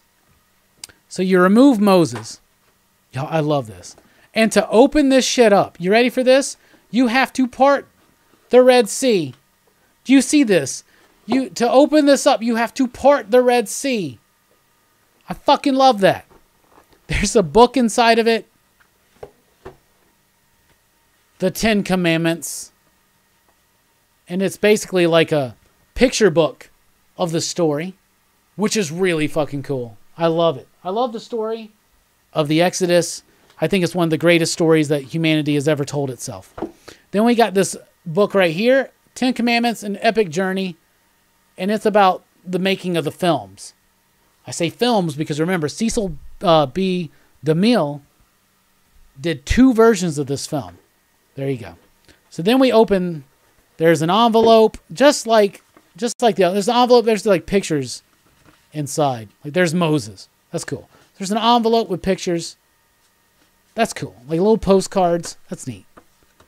I would share more of them, but who's got time for that? So once again, you open the Red Sea. And inside the movies, and I do say movies, are in the 10 Commandments tablets. How fucking cool is that? So you got the 10 Commandments tablets. They're magnetically locked. And in here, we have a Blu-ray of the 10 Commandments, the one that we know with Charlton Heston.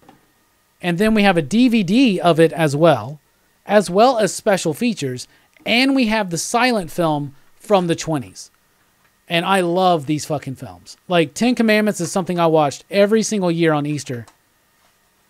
And so, it's a badass box set. That starts the final 9. It's a bit of a weird stretch for the final 9, but let's continue going.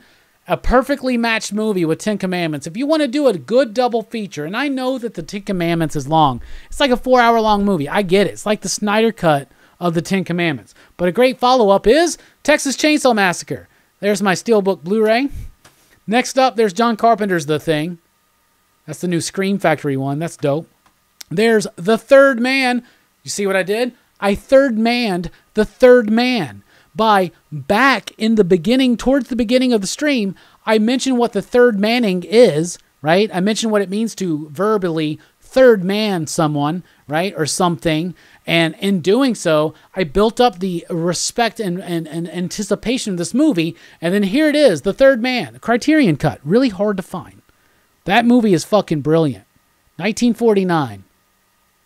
Carol Reed, my bad. There's my Thor. Look at that, Dylan. I got the slip, bruh. Thor the Dark World. Got the slip too. Don't have Ragnarok. Trick or Treat, the new upgraded Scream Factory edition with the slip. That's dope. True Grit. That's the Coen Brothers version, which I absolutely love. Yeah, Dylan, I got the slip. Look at that. I got more slips than I realized. And then here is Two Evil Eyes. This is a movie. I got the Blue Underground edition. I think there's a newer edition that probably has more stuff on it. I don't know. This has some good stuff on it as well. But Two Evil Eyes is 2 Edgar Allan Poe stories. One directed by George A. Romero. One directed by Dario Argento. Look at that. If you've never seen this, it's definitely worth it. It's fantastic. And that is the final 9. Which means it's the end of the show, everybody. Station. We really do appreciate you guys being here tonight. Once again, let's go through it. Let's go through it. Let's go through it. The Monthly Show. Best Comics of the Month stream. Thursday, April 1st, 6 p.m. Central Time on Dylan's Horror Show, featuring Dylan, me, Bob from Everything Comics, and Bueller from Comics with Bueller. On April 8th, we've got Jennifer from Comics Will Break Your Heart here for a live show. The following week, on April 15th, Bueller is going to be here. On May 6th, we got Big Herm from Big Herm's Collectibles. And then on May 13th, we got Dan Waters, the writer of Homesick Pilots, A Picture of Everything Else, Coffin Bound, Lucifer, and so many more great books. PCP Movie Nights on hiatus for 2 weeks. However, we return April 16th with a look at my favorite movie, one of my favorite movies, Dazed and Confused. And Perry from Perry's Comics will be there. Dylan's Horror Show continues on, though, this Saturday night with a look at our most underrated horror films.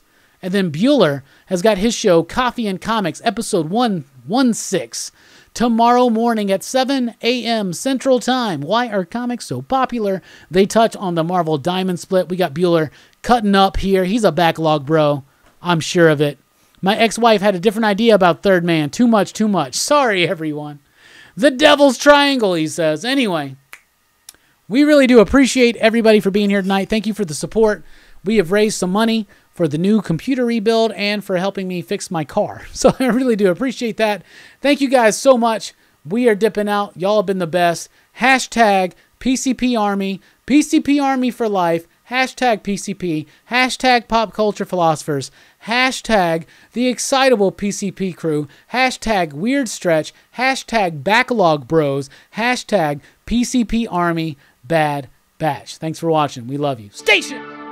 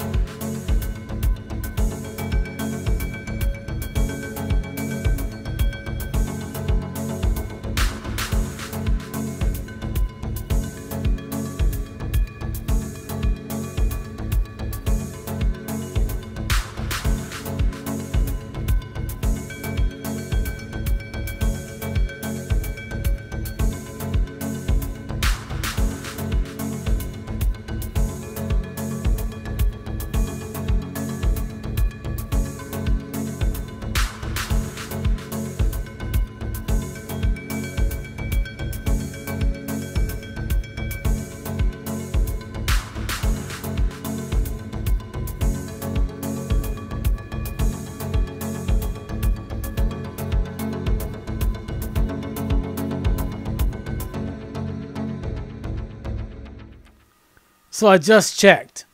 We're 11 subs away from 10K. 11 subs away from 10K. Yo, we 11 subs away from 10K, and we chillin' with Dylan, Italian horror fillin'. You know how we killin' when we chillin' with Dylan. Oh my goodness, Dylan hit 800. We're about to hit 10K. Y'all, I hope we can do it tomorrow. I want everybody to do this. There are 22 people here right now. This means y'all are the heart of the PCP army. I want to hit 10K tomorrow. I want to hit 10K tomorrow. I want to be able to do the weekly comic book review this week and say, we hit 10K. And I want to dedicate that to David fucking Hatch. You know what I'm saying? So I want to hit it tomorrow. And if we can hit it tomorrow, if we hit 10K tomorrow, we're doing a fucking stream. We're doing a goddamn stream. I'll get every member of the Excitable PCP crew. I'll find everybody available. We'll do a goddamn live stream. We need to hit 10K tomorrow. Y'all, we are 11 people away. I cannot believe we have made so much ground in the last couple days. We are 11 people away. Everybody get out there. If you got a channel, throw it out there on a... Just throw it out there. Just tell everybody, you'll sub up. We are 11 people away from 10K. And I want to hit it before the weekly comic book review. And I want to hit it tomorrow so we can do a special live stream. And I want to dedicate it all to David fucking Hatch. Fuck yeah, PCP. You're goddamn worth it.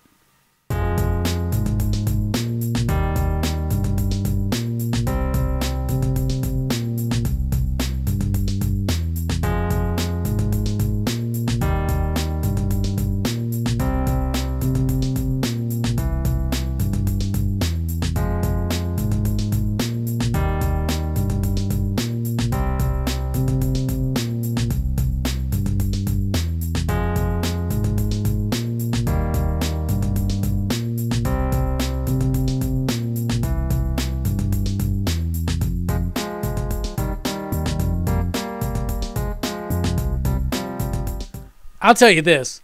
David fucking Hatch was the original backlog bro. This dude was buying so many comics every week, and he had spent the entire last year cataloging all of his comics. And he was getting them up on these fucking shelves. He's the one that helped me figure out what shelves I needed for my books. Those shelves right over there. Let's move over. Those shelves right there. David Hatch helped me pick out those shelves right there. There you go. By the way, those are toys, but they're comic books behind them. Trust me. The shit's, a lot of that, like all that right there, that's for PCP mystery boxes. Yeah. Anyway, David Hatch was the fucking man. And pretty much this whole goddamn channel's devoted to him now. But he was the original backlog bro. He had so many comics that he had yet to read. And it just really fucking sucks, y'all, that we lost him a week ago. So, mad respect to David Hatch. David fucking Hatch. I'm going to miss his quips. I'm going to miss his wit. I'm going to miss it, y'all. Keep on rocking.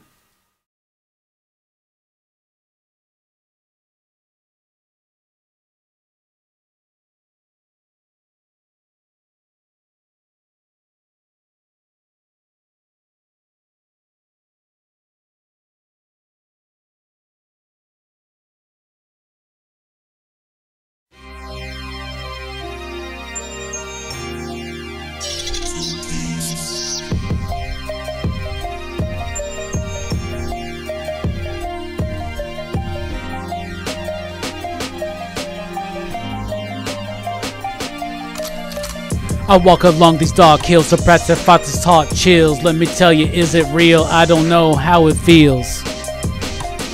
Walking around, we're looking for a sign of life, but we're not finding it. It can get damaging to one's psyche. You know, we never understand what's going on. We never know what's going on with the Bad Batch. David Hatch, we miss you. We love you.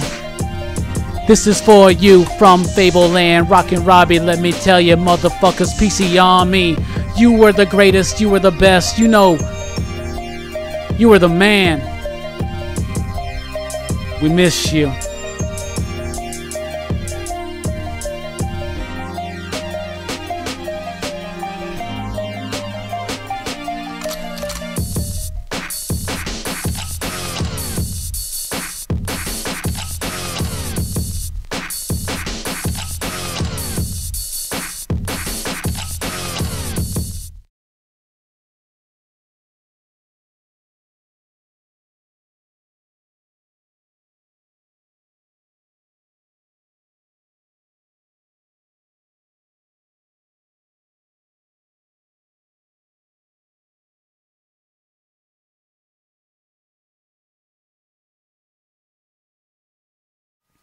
I do want a weird stretch and show you guys these 10 Commandment cards, though. So there's Moses.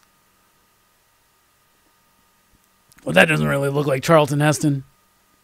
And then, I don't know who the fuck this is. Is this Moses?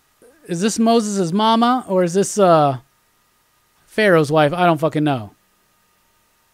She's looking good. You looking better? There's fucking Pharaoh. There's Ramses. Dude, Yul Brynner. That's dope. Who's this? I think this is Moses in his Egyptian garb. There you go. That's cool. So it's like concept design. Manette. Fuck yeah. Oh, Aaron? Hell yeah. You guys want to talk about sexy? Look at that. That's fucking sexy. Kiss my fingers. Kiss my ring. And there's Ramsey too. So let it be written. So let it be done. So let it be written. So let it be done.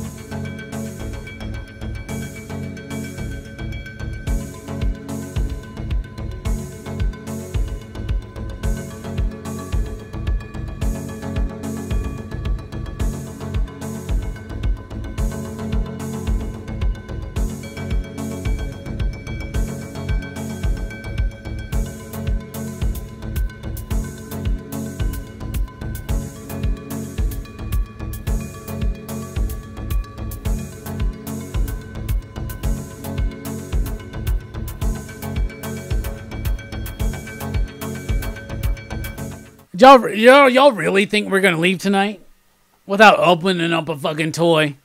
What are we opening up tonight, y'all? PCP Army Faithful, we're opening up Malebolgia because I got this badass Todd McFarlane fucking spawn right there, and he's gotta have a villain, and we're opening up this Malebolgia. I had a friend who had this toy when he was a kid, and even though I wasn't really a Spawn guy, I was like, this toy's fucking the shit. Now that I am a Spawn guy, let's fucking open this shit up. I don't give a fuck. Rip it open. Ah! Goddamn 30-year-old toy. A 25-year-old toy.